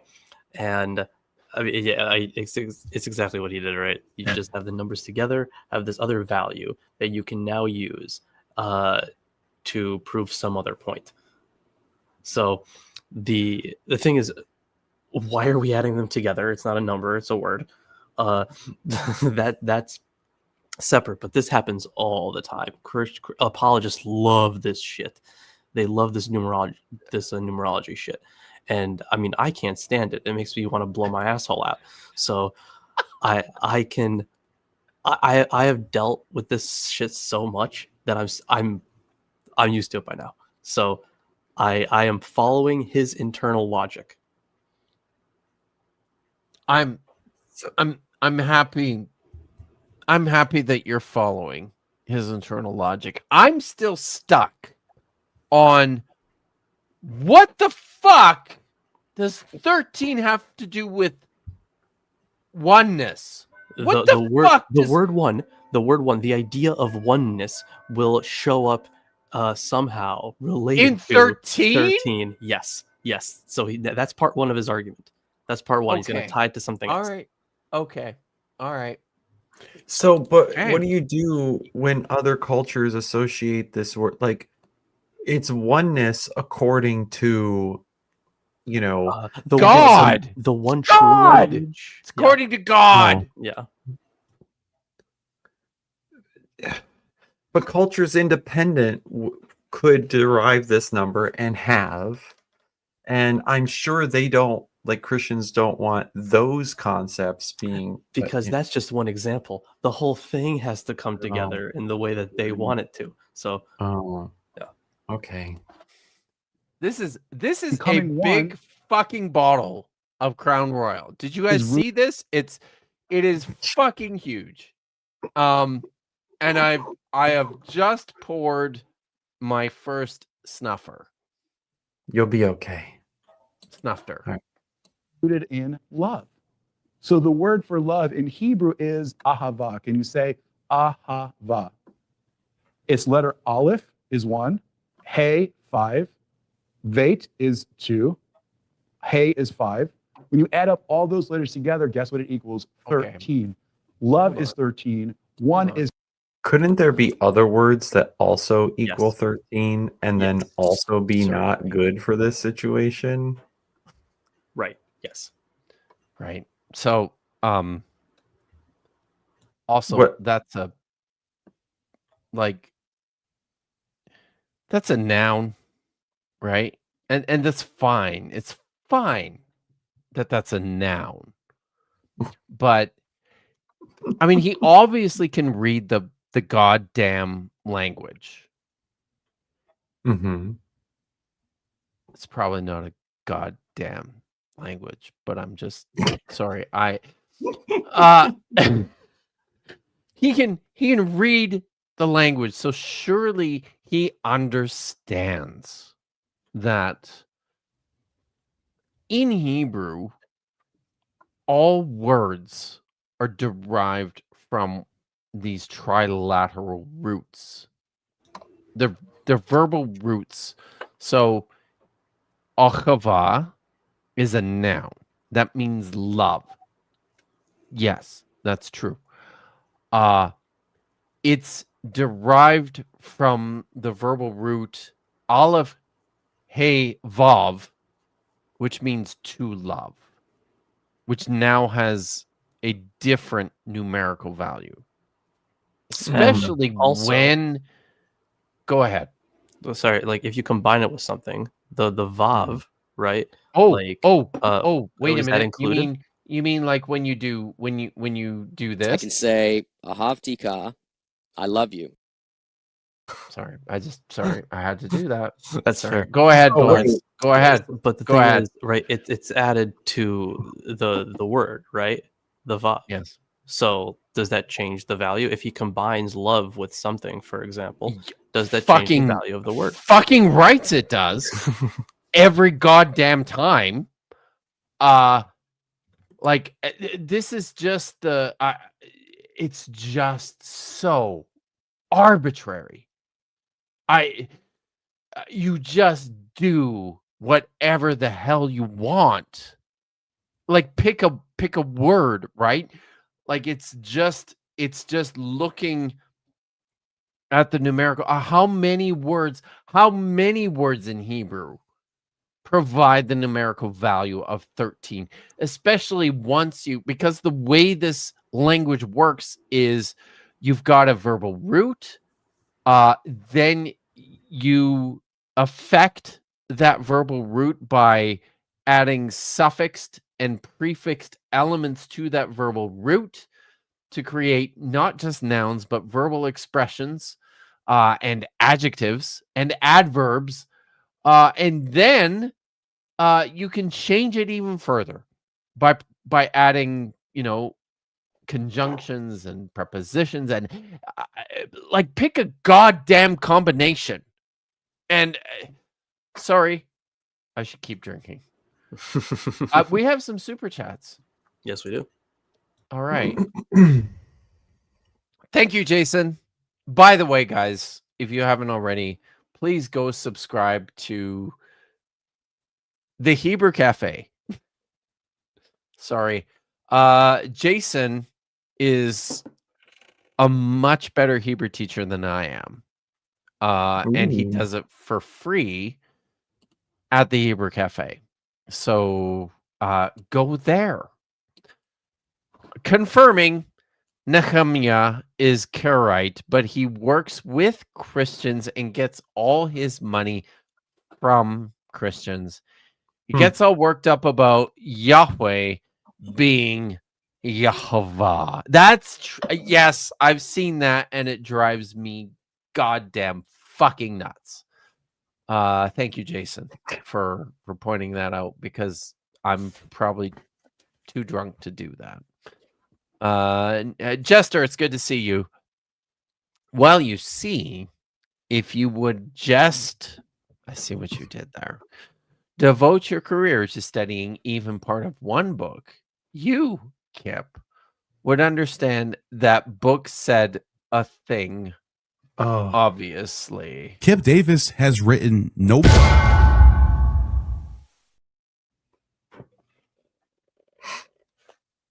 Press play. Unless you guys. No.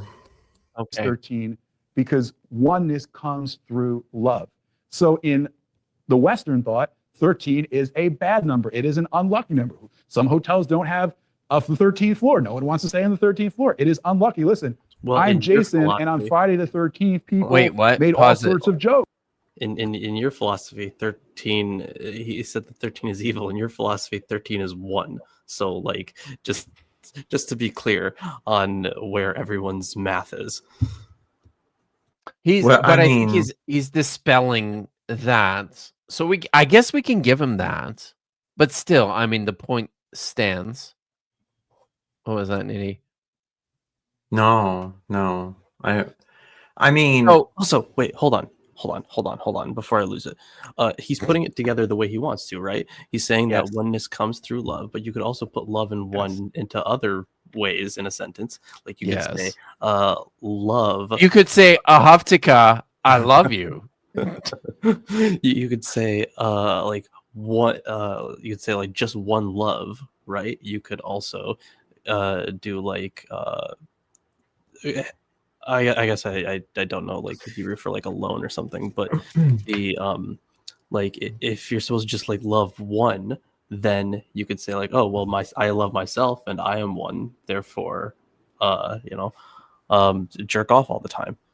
You could do that. By the way, just Well- doing the numbers off the top of my head, I'm pretty sure that Ahaftika is 20. But go ahead, Nitty. I'm sorry. Well, in like, is it panentheism? Like oneness is just existence. It's not love. Like love would be an expressive happening in creation, but so is evil, right? So is malice, right? But that's still part of oneness, right? So it's arbitrary to say that oneness is primarily connected to, if not only connected to, love, right? Like there's concepts of oneness that are philosophically different, important and different than that oneness is always equal to or only comes from love, right? That doesn't work. No, it doesn't. Also, I wanted to point out from his elevator example, because I did go to school in the UK, and unlike the United States and Canada, where the first floor is the ground floor. In UK, the first floor is the first floor above the ground floor. Just gonna say that. Just leaving that there. All right.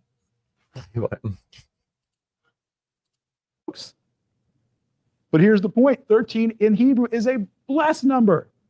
The number of love, the number of oneness, the number of God's 13 attributes of mercy. And we even see this in the New 13 Testament. attributes of mercy. What the fuck? Wonder what those are. So just to be clear, a lot of cultures do this kind of thing where they have like special numbers, right? And they maintain like some kind of significance to it. So like, you know, we talked about the Mayans earlier.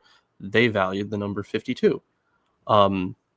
So for example, once you reached the year, you know, once you were 52 years of age, that was like a very special birthday. Like when people turn 18 here, it's like, oh, you can do a whole bunch of stuff now. You turn 21, you do a whole bunch more stuff now.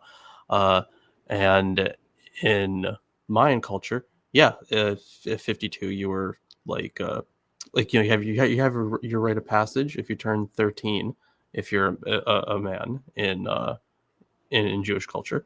You have your bar mitzvah, and the rite of passage for the Mayans was at 52. A whole bunch of cultures do this kind of thing.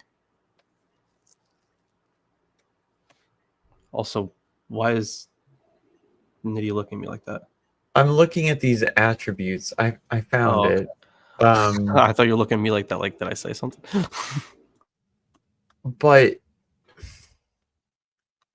some of them could be merged into one, so you'd end up with a number less than 13 if you accept these, and you could reduce others by just adding a conjunction, right? I guess they're tied to like Hebrew words, like El, a God who bestows mercy. What? Like, couldn't El mean a bunch of other things? Like, why? God damn it! It just, I can't. Like, is it like an acrostic? Yeah, here, I'll share my tab here. So Hashem is how you say it, right? God is merciful before a person sins, and again after they've repented. But then down here is forgiveness is a mercy, right? So Nashon Avon. I don't know how to say that. No say Avon. No say Avon. Forgives intentional sin when a person repents, forgives rebellion, forgives inadvertent sin. But like you could just include all of those as part of this, right? What? It's just arbitrarily enumerating this first one, right? So if we collapsed these three, we'd be already down to like 10, maybe 9, and it's just he's doing the George Carlin bit where you stick all the 10 commandments together. Well, but I mean, so what? Like, you could literally just do that and it would make perfect sense, right? Also, I hate that we're looking at the AI overview. Yeah. Fair. So, get the wiki. But honestly, I think that I think the conclusion here is that this is an answer looking for a question, isn't it? It's a conclusion looking for. It's confirmation bias. Yes. Yeah. That's what it is. Like, as we pointed out, I mentioned like, if you found other things that equal big 13. This bottle of Crown is. Didn't I? I think I'm. Okay, Kip's going crazy. I'm sorry. Let's get through this video and then fuck off. All right. 1 Corinthians chapter 13 is the love chapter. And it has 13 verses. Why? Because it's the embodiment of... Oh, no. You're going to talk to me about verses? Oh, my God. Jesus my God. Christ. Oh my God. Oh my God. I'm. Oh. Why are you like this? Let's capture the. Oh my God. Let's dude. capture the stroke Oh. in real time, shall we? Oh, I'm seeing things. Oh my God. Oh. Oh. Okay. Are you okay? I was Lorence? thinking. I thought for a moment I had a heart attack, but I did not. Instead, I'm dying in other ways. God, that was like getting kicked in the balls. Oh my, yes. Oh. I think we all felt it, didn't we? Oh my We God. all felt the balls shriveling. Oh my God. I felt it in my organs. The inner recesses of our bodies. I need dialysis now. This is so. He does know the numbers are made up, right? He must. Right? How does he not know this? Especially the verse ones. Right? Yes. Especially those. Like, you could start 1 Corinthians 13 at verse 4, and it would all make perfect sense. Like,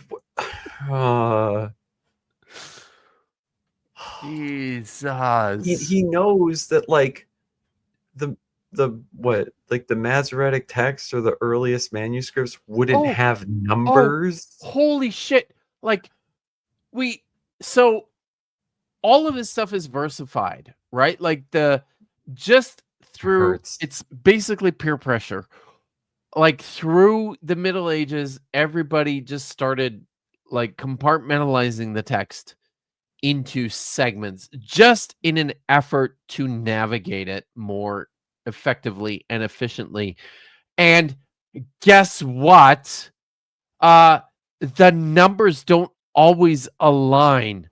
Like, when it comes to citing the English text, which is based on the Septuagint, compared to the Masoretic text, there's a lot of fucking times that you have to compensate and you have to actually provide different numbers because they didn't do it the same goddamn way every time. I also need to note that even if you're just looking at the New Testament, you have their sectioning was done first.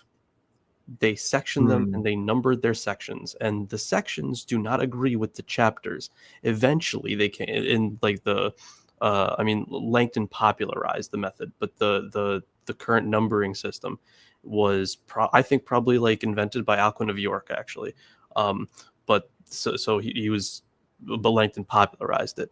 So what happened essentially in a few words was that the Christians got their chapter numbering from the Jews, and then the Jews got their verse numbering from the Christians. But anyways, go watch my video on that. Oh, you have a video on this? Yeah. Thank you, Lorence. On exactly how the Bible got chapters and verses. Right, Lorence, put that in the private chat, and we'll put it in the my cat. chat. Hold on. Yeah. Wait, you're a mod. Absolutely. You could put it in the chat yourself. Actually, I guess. But yeah, you should subscribe to Lorence. This shit works. If you haven't, please do. If you haven't, but yeah, because that was a Bible Vandy. Why are you like? Wait a minute. This is not. This is a different cat. This is a white cat. Okay. I'm starting to think that Lawrence's house is just. I'm starting to think that Lorence is just squatting, and the cats with a bunch of cats that let him stay. Oh my God. In the house where he sleeps. Is that true? Whatever you said, I'm just gonna say yes. So the white cat, I'm pretty sure he has like pica or something, because he eats stuff that he isn't supposed to eat or can't digest. So like, I have to make sure he stays away from things that he like magnets. Does he eat magnets? He eats plastic. He loves eating plastic. And like, I have like a trash bag over here, and that's what he was like gnawing at, so I had to get him away from that. Foam or something. Like, he can't eat some of this stuff, man. But either way, You caught me munching on the muff. I'm sorry. That's adorable. Mhm. Although I am going to put the video in the chat here. Thank you. And we will yes, do that. People go watch it and Damn right. watch Lawrence's shit because it's great. Hey, make sure to subscribe. Do that also. Yeah. All right. right, I am back now to it putting then. it. I'm putting it in the live chat, and I will There it also is. put it Do you in, see that, everyone? There it is. in this It's chat right there. as well. Yeah, Nice. I did not know this, Jason, but I'm impressed that that it's 6 a.m. We in appreciate Tel this. Aviv. And are you still working, or are you are you home now? Oh God, yeah. What's the Oh my God, What are we doing? I don't know.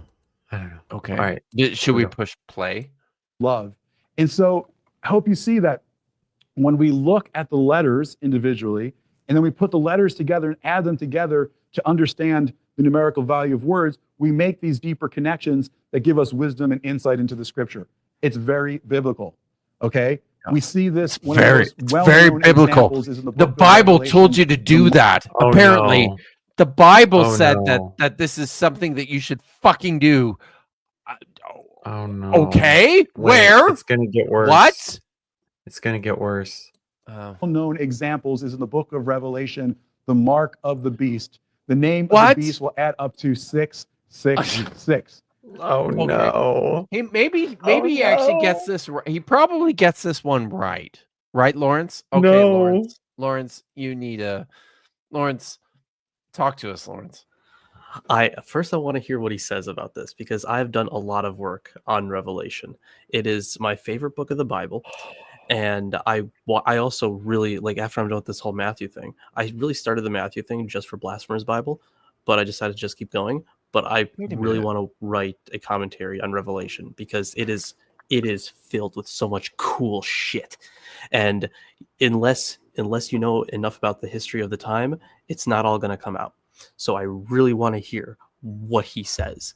I really want to fucking hear it. Okay, Six. let's hear it. That's using exactly what we're talking about, the alphanumeric system, saying you'll know the Antichrist because you'll add up the letters of his name. Pause and it'll it add for up a to second. 666. Wait, the letters of his No. name? You're not going to know that by adding up the letters of his name. But okay, go. Keep playing. Okay, just okay. There's It's not. numerous examples of. Wait. Okay, wait. But I thought Ronald Reagan was like the Antichrist at some point. Why did you think that Ronald Reagan was the Antichrist?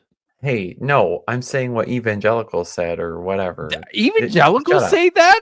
What evangelicals Back in the say day, that? Not back anymore. in the day. Not anymore. No, yeah. not anymore. No, I'm saying, Okay. Kip, they didn't do the numerical values of the English characters. They're so fucking lazy. They'll be like, oh, his first name, his middle name, and his last name are all 6 letters. That's wow. By the way, it's good to see you, BS. That's all it takes for these people. Okay. All right. Yeah. All right. So, Add up to 666. There's numerous examples of scripture using letters and numbers to be able to describe this. Maybe one of the earliest examples of it in the scriptures is found in the book of Samuel, when it talks about the age that King Saul began to rule. A lot of scripture texts. So what he's talking about with Revelation there is just gematria. That's just what it is. He's not making a connection to it like he did with love and one. He's just this is a totally different thing. Entirely different. Fucking wild. Well, isn't there another way to read it just like on the face of it, a 616 too? Like, no, that's a manuscript. That's a manuscript thing. Yeah.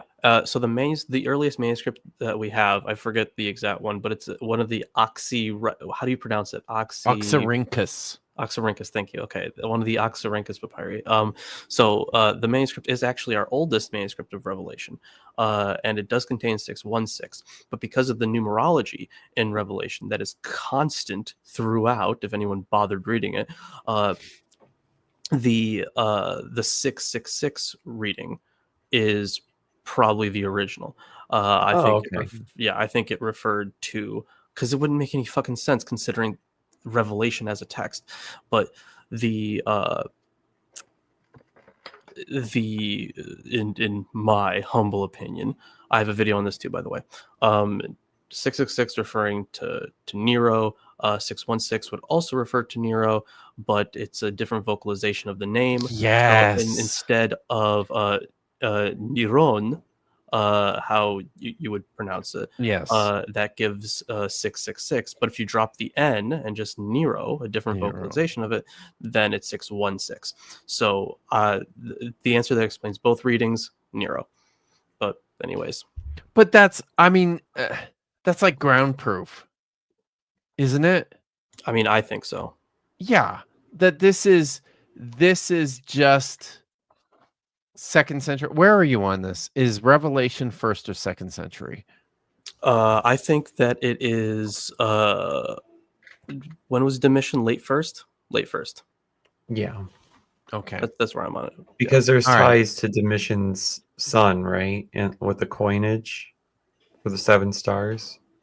There's a lot. Like I said, I want to write a commentary on Revelation because it is filled with so much cool stuff. Like this is a person who was so well read in Hebrew scriptures. Like he took like everything, and a lot of religious works actually. Like this is a person who read a lot of stuff. So John of Patmos, I think it's a big W for John of Patmos, but that's personal opinion. I think the amount of imagery that he shoves into his stuff is just mind-boggling. Like once you start putting it all like into separate pieces and stuff and looking at it, you're like, oh my god, this is fucking incredible. Like the 4 horsemen, right? Okay, never mind. Okay, I got a lot to say. Let's save it for your video. I pinned Lawrence's video. Oh, there are over 80 people watching. Go watch his video, but I mean, I appreciate that. Do us the courtesy of waiting until the stream ends, but definitely go and watch Lawrence's video. So, all right. Says that he began to rule at 30 years of age, but the number 30 is not in this text. It literally says in the Hebrew, okay, when he was Beit Nun, meaning a son of 1. So some people think that it's saying that, he was 1 year. What? He said Beit Nun. Did I hear that correctly? Here, he said Beit Nun of 1. So some people think that it says in the Hebrew, okay, when he was Beit Nun, meaning a son of 1. So some people think that it's saying that he was 1 year when he began to rule. As literal could be the literal translation. Even getting the numerology right here. So gematria. I'm not. I don't know, but I do know that there is the discrepancy there that he's talking about, or like the issue with his age and when he came to rule. I do remember that coming up. But also, as to Jason's point, we usually find the difference being usually in Latin milieus. So because the Latin would drop the N as well, so it had a lot more influence in Latin contexts. So wait, I want to rehear this part one more time. But the number 30 is not in this text. It literally says in the Hebrew, okay, when he was Beit Nun, meaning a son of 1. So some people think that a son of 1. Then like what the fuck Where's does None that is none is mean? 50. Where the fuck? Isn't it? Yeah. Yeah. Like, where the fuck is he getting that from?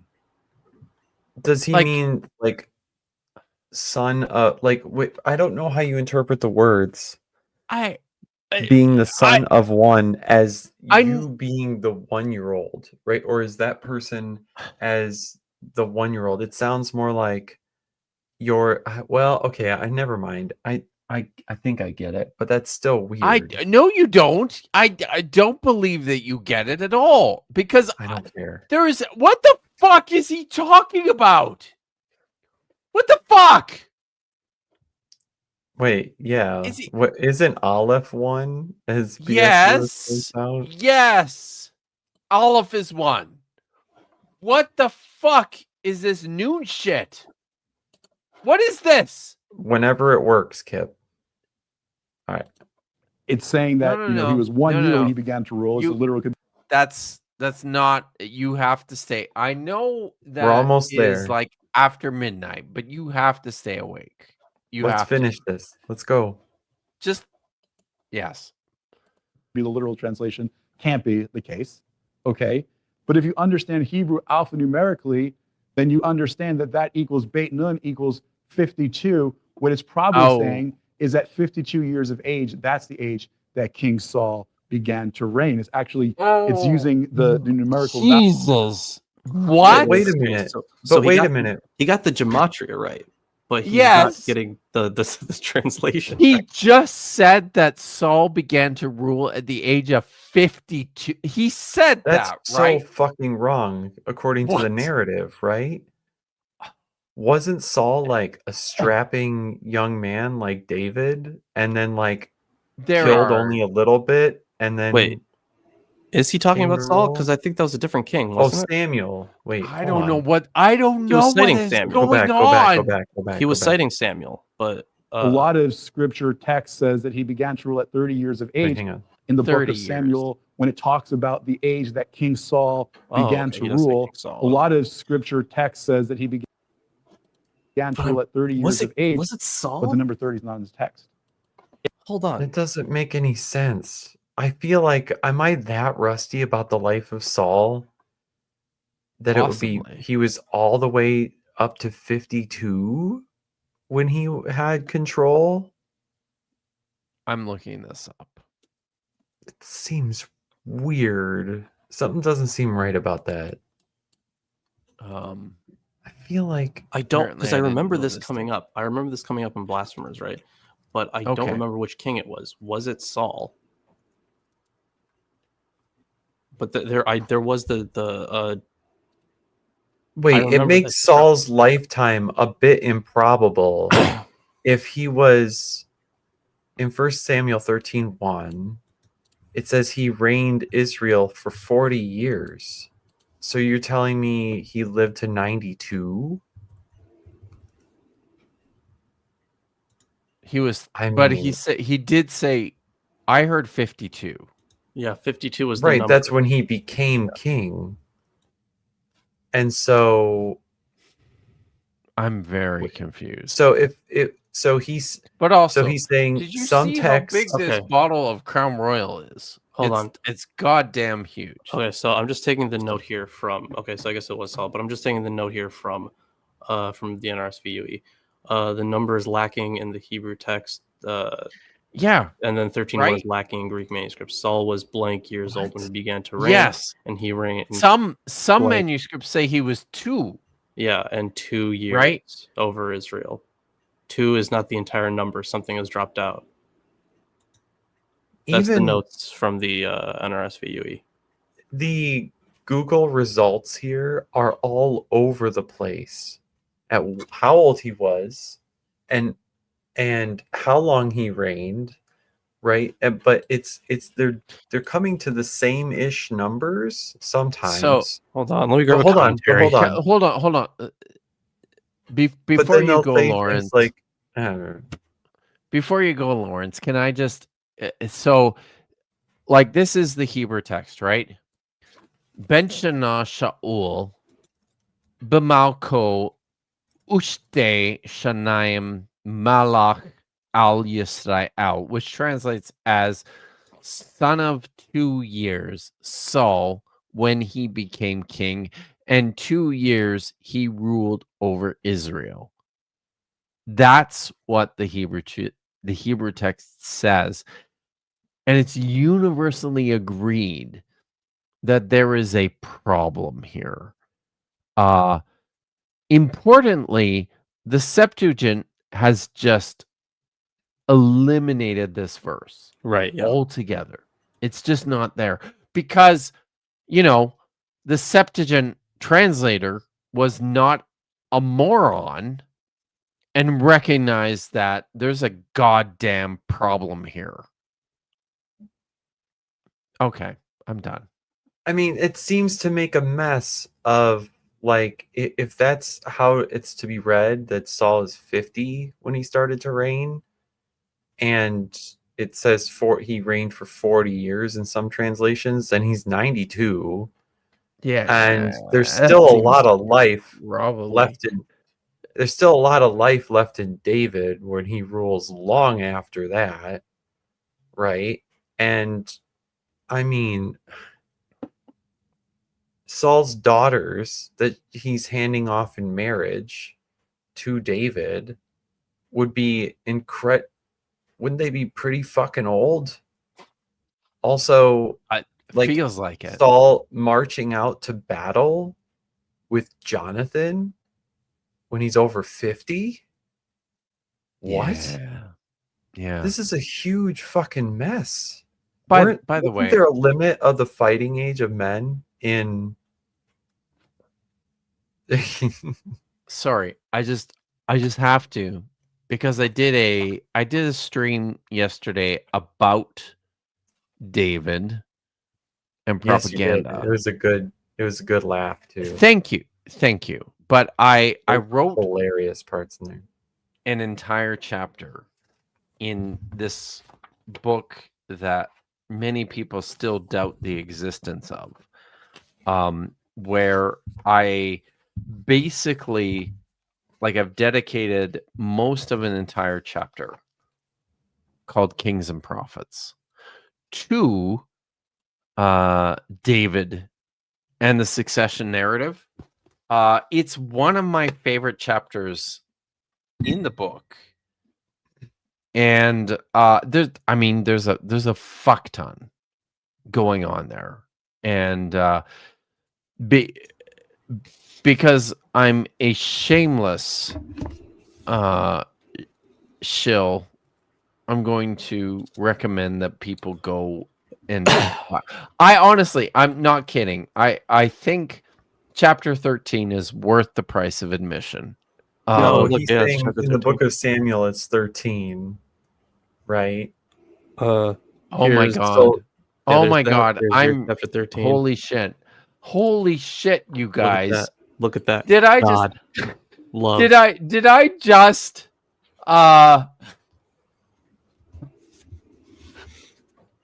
You just confirmed it. I just confirmed it. Although here's the actual note. Apparently I don't have a commentary on 1 Samuel. I have a commentary on 2 Samuel. Why do you not have a commentary on 1 Samuel? At least not a physical copy. Is it Tomer probably has a commentary on 1 Samuel. I'm sure he has, yeah. We don't care though. Yeah, no. So No. what I have here is Robert Alters. He's okay. He says basically the stuff that we said, and then also notice that this whole sentence is absent for the Septuagint, leading one to suspect that the redactor here stitched into the narrative a textual fragment in which there were lacuna in the numbers that he did not presume to fill in. Yeah, that's what he says there. By the way, guys, Exit Music is reporting that the Dodgers won. Is that a sports ball? It's a baseball thing. And the only reason I know this is because I'm a fucking Canadian, and people in this country seem to think that I care about the goddamn Toronto Blue Jays. So fuck you, Toronto, for ever. Way to go, Dodgers. Well done. Okay. It literally Sorry. says in the Hebrew, okay, when he was Yes.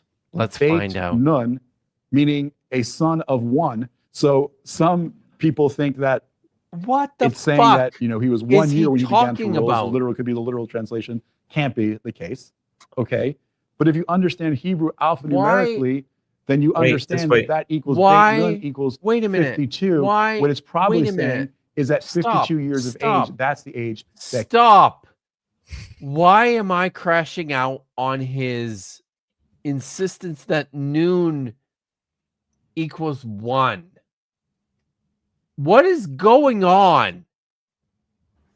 Someone help me. Would it be because Beit Aleph? And this verse would not get omitted from the Bible sometimes because it's totally not a problem. Is that it? Is it because noon equals does noon equal 13? Is that it? I'm sorry. I don't have the Hebrew numerals memorized. Uriah Wolf says it's Midrash to come up with the 50. But 50? What about the Saul was 52 when he began to reign. Right, but where is he Fucking coming up with the noon equals 1? Midrash is what all our answers from now on are Midrash. We got this. That is King Saul began to reign.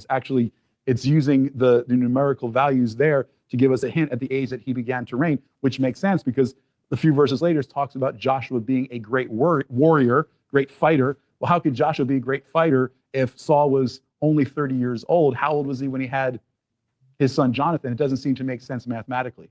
Wait, what? Sure does. He talked about Saul, Joshua. He meant Jonathan. You saw how big this goddamn bottle of Crown Royal is, right? You saw this. I heard Joshua, Jonathan. He meant Jonathan. Saul. He meant Jonathan. Couldn't they have kids fairly young too? I mean, They could also have kids fairly old because men can produce whenever, reproduce whenever. In my opinion, this is just my opinion, but I don't think, historically speaking, I think that there probably was a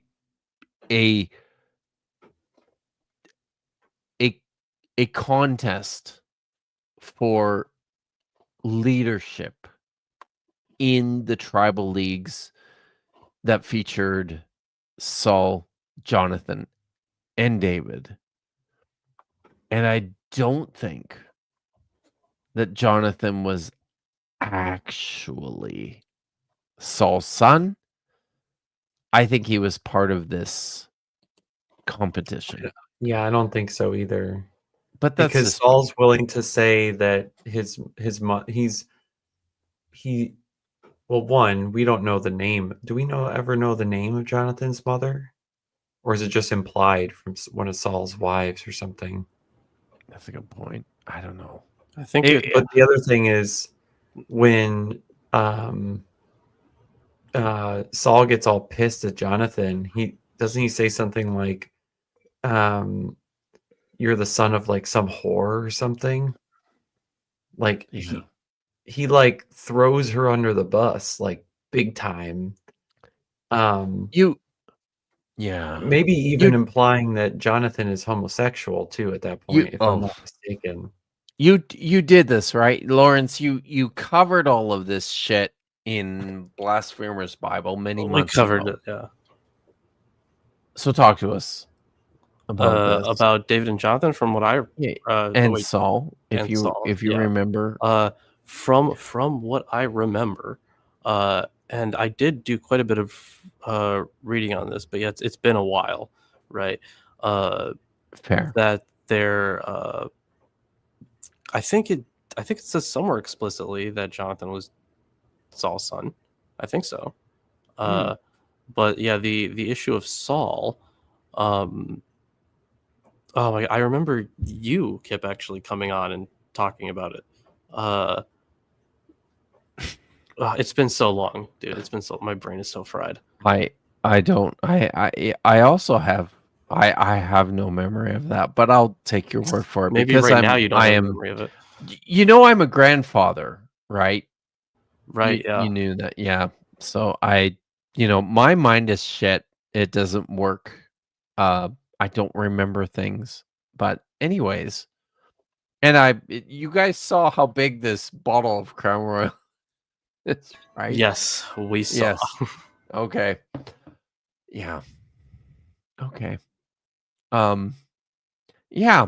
So I mean, listen, one thing we can say is that there are major problems with the text of 1st and 2nd Samuel.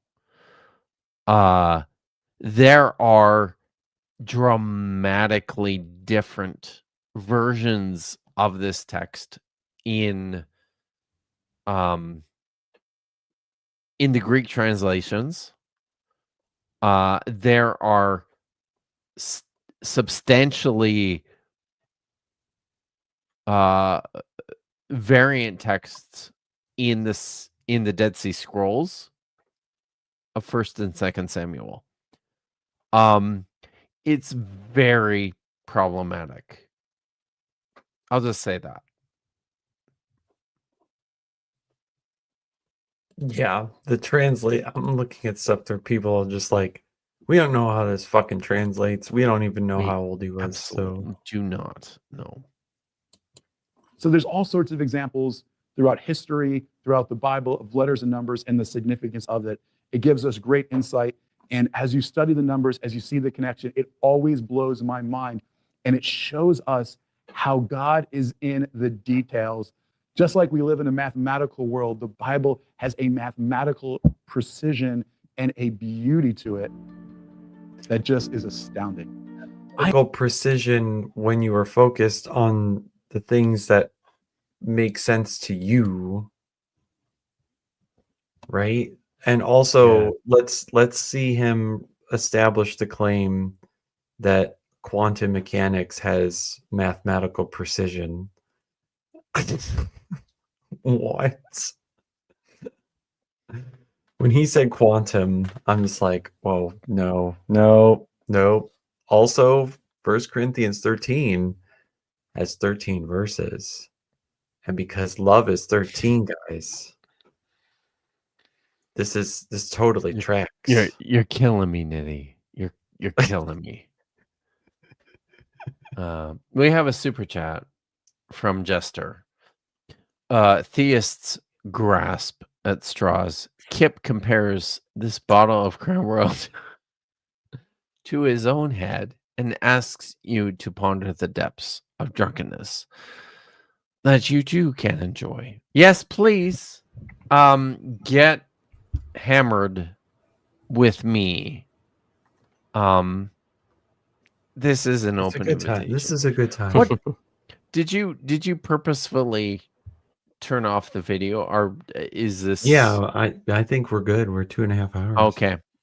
That's true. I'm sorry. I have been drinking too much, and I did not pay attention to this. time. Usually happens. That's fine. I think that's totally fair. Okay. So we're wrapping up now, everyone. And I guess it's time for everyone to go to bed. So Lorence, yes. because you are I'm not going to remove you. I'm going to put you on blast here. Tell us, and this is something I learned from my friend Maya Atkinson. This is something that she does like every time on Bad Science Sunday. You've been on this show. I have, yeah. Yes. So you know how this works. Tell us who you are, where you are, and what you do, and all those things. She does it way better than I do. But you know how this works. I'm very drunk. Yeah. Drunker than I've been in a little while. Fair enough. Gonna give elevator pitch. My name is Lorence. I run the Behold Network on YouTube. We've read through the whole Bible. We're reading the Quran, but then we had a flood that kind of destroyed everything. We have read through plenty of apocryphal works as well. And right now I am doing a whole bunch of biblical studies. I am currently working on a commentary on Matthew, which I plan on turning into a whole bunch of videos. I have, you know what, I'll do a better one. So I have degrees in religious studies, classics, and a minor in ancient Greek language. And I once in a while do translation streams where I am translating and also looking over the textual commentary just to kind of help me with the commentary that I'm writing. So we're looking at different manuscripts, stuff like that. And I applied to grad school, which Kip was so kind as to write a recommendation letter. And I'm still waiting on a response, but I think they're supposed to actually respond. And even if it's a no, I think grad schools are supposed to respond and be like, no. So still waiting on any kind of answer on that one. But the plan for me, once I grow up, I'll be a professor of something related to the Bible. Probably like something New Testament related, but definitely being a professor is hopefully in the cards for me. Not ruling that one out, but it's probably all I can do with these degrees. But either way, yeah, you can find me on the Behold Network. We got a Patreon. Considering late stage capitalism, could use all the help that I can. So God damn. Right? Yeah, it Jesus. sucks. Yeah, right. This place sucks. It really does suck. Go subscribe. Sorry. Go subscribe to Lorence. Honestly, guys, I haven't been this drunk in a long time. This So, is why I'm your you're last having fun. call. You're having fun Yeah, though. That's thank good. you. I appreciate it. I need the help. And we know that the Weasels wouldn't do this for me. So very good. So, and yes, I do probably need a nap. Yeah. So I gotta yeah. do some Duolingo today. I've been learning German. German. I did one semester of German just because. I already did all my required credits. I was just like, yeah, whatever. I'll learn another language, and plus I have to know like German to do any kind of biblical studies or classics, right? Because that's like one of the main languages that the stuff is written in. Yeah. Yeah. So learning German, and the way that Duolingo is set up right now is really fucked up.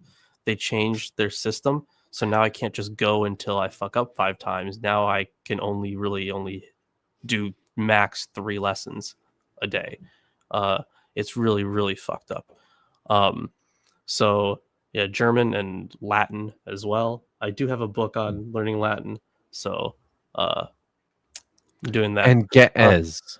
I noticed yes. that you Just- picked up right when I picked that up earlier. So I think that Ge'ez is one of the coolest like scripts ever invented. So, fucking yes. So like right. I picked up a book on learning Ge'ez. Show us. Yeah, ancient. Show us the script. Lorence. Script. Where is the page? I'm still trying to memorize this fucking thing because it's crazy. So on the how well do you see that? We can see it okay. Okay. Brilliant. Yeah, so the what we're going for here is the first letters on the left-hand side are the base forms, and then depending on the vowel that comes afterwards, you add like a modification to the letter. So like there's ha, hu, he, hey, so stuff like that, right? And you those are just modifications, but it Yeah. is very complicated. But I think it's a very cool script, so I want to learn it. Plus, I did some studying of the Ethiopian Orthodox Church, so it's play a very interesting role in church history. There was God, what's his name? King Zada Jacob, for example, was very influential for their canon, which includes 81 books total, by the way, including First Enoch. So the King Zada Jacob was all like, hey, you can't understand the universe without First Enoch.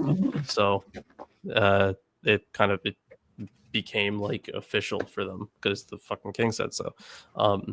But it's I think it's very interesting stuff. So yeah, just trying to learn a lot of languages right now, man. I have to learn Hebrew, but I'm afraid of it. Are you? You know what? There, I am starting up a new course in Hebrew in January, probably January, but yeah, just saying. It's not that bad. It's really not. Yeah, especially if you're. I mean, my God, dude, if you're learning Gettys, Hebrew's not a. I mean, this is nothing.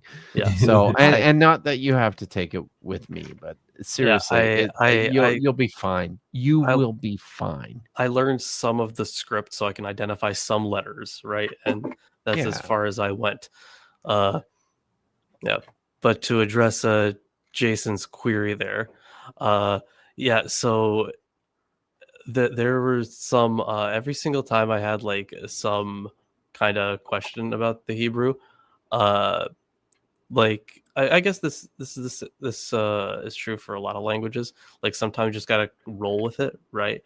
Like if something seems weird, like you just kind of roll with it because that's how languages are. But yeah, I don't know, the it just felt like I wasn't really getting very far because I was using Duolingo again, and I know that's modern Hebrew, but I figured it would help me learn. It would help me learn the script, though. That's what I was mostly going for. Yeah. And then after that, I was just like, "Oh, it's a whole ass language." So like, but yeah, I don't know.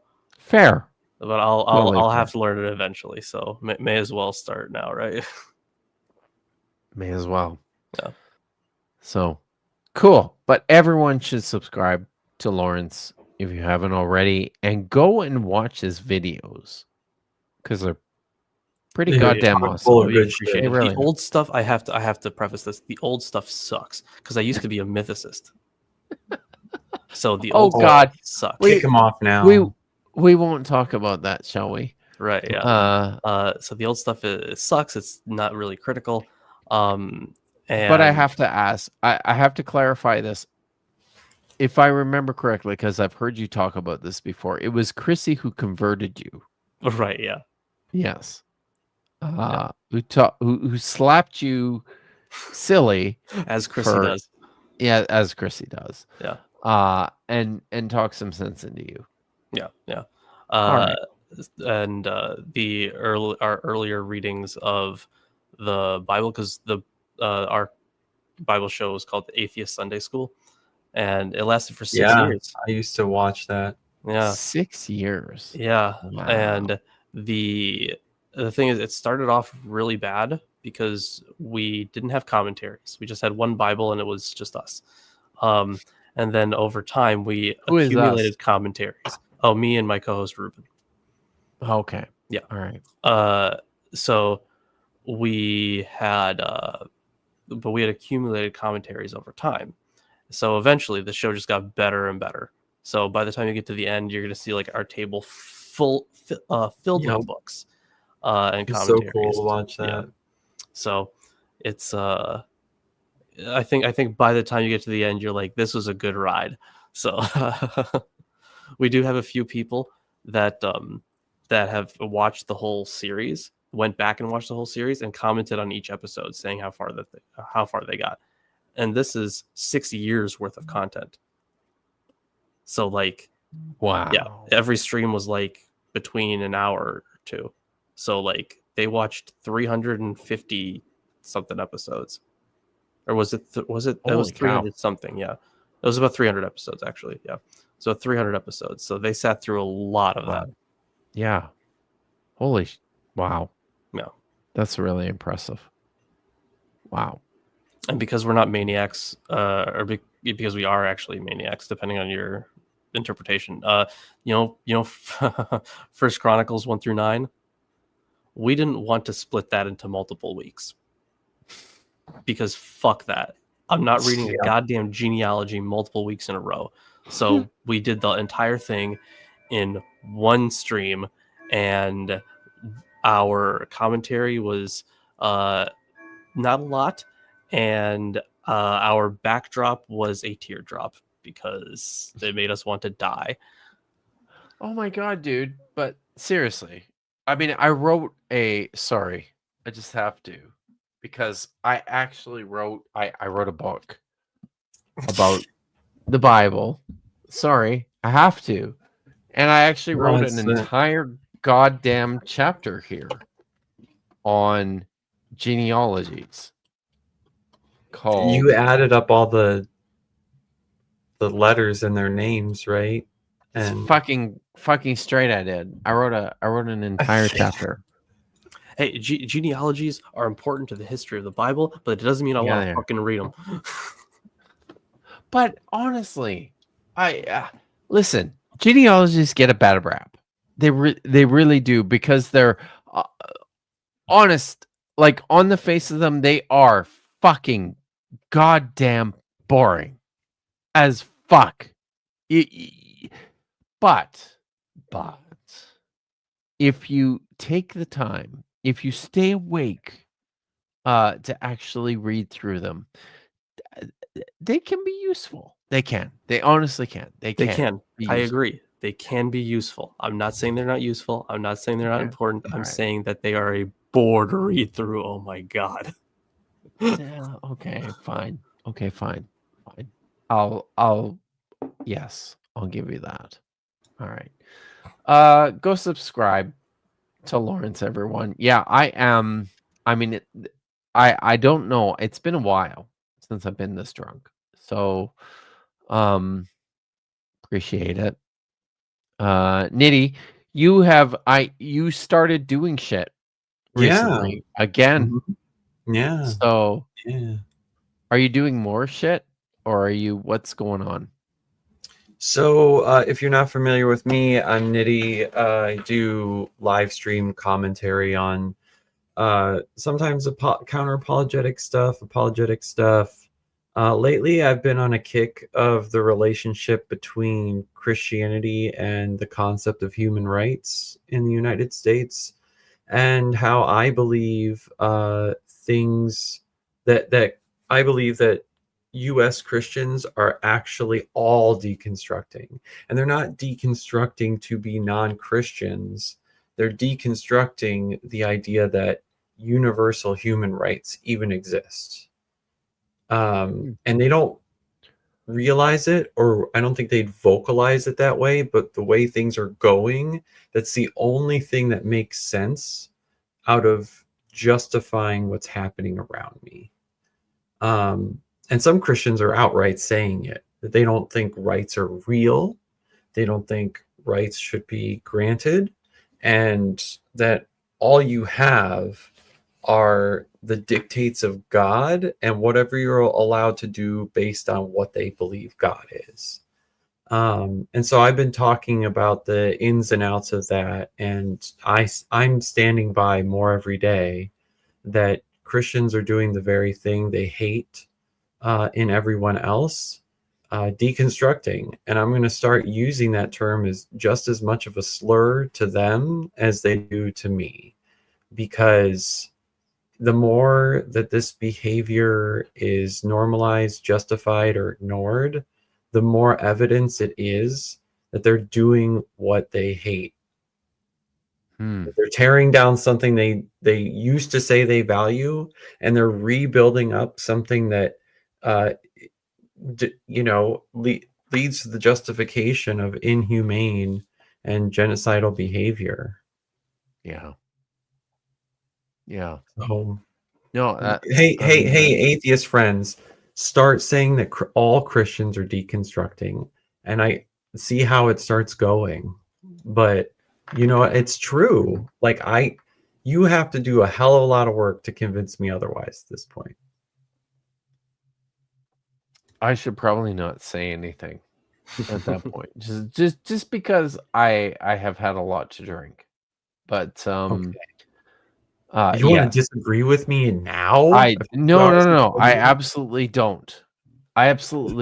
But I had a conversation with a friend recently who told me that at the heart of this, and I think she's right, all of this is bigotry. Oh, yeah, totally. All bigotry. And it requires you erode or abandon a belief you held deeply in order to sustain. Yes. So yeah, they're relinquishing something that used to be important. Yes. The Christian national, but it was founded on these secular human rights. So either those things were important and were good and existed, or they don't. And that's that's my argument. Anyway, I won't spoil it. I'm gonna do more on it. Possibly. Awesome. I've been told that I need to cut up my clips of rebuking Alyssa Childers into a video. So I've been told that to do clips too, but I never know what the fuck to clip. Like I don't know what's entertaining to people. I know it's entertaining to me. Yeah, that's right. Yeah. But anyway, let's fuck off of here. Because I don't know what the fuck I'm doing, and I have no idea. I haven't paid nearly enough attention to what clips people care about or anything. I'm just going to leave you with this and say Hatikva, because that's what I do. So everyone, please. I 13 you. I 13 you as well. I don't know. I don't fucking know. So go click the button. Hatikva. We love you guys.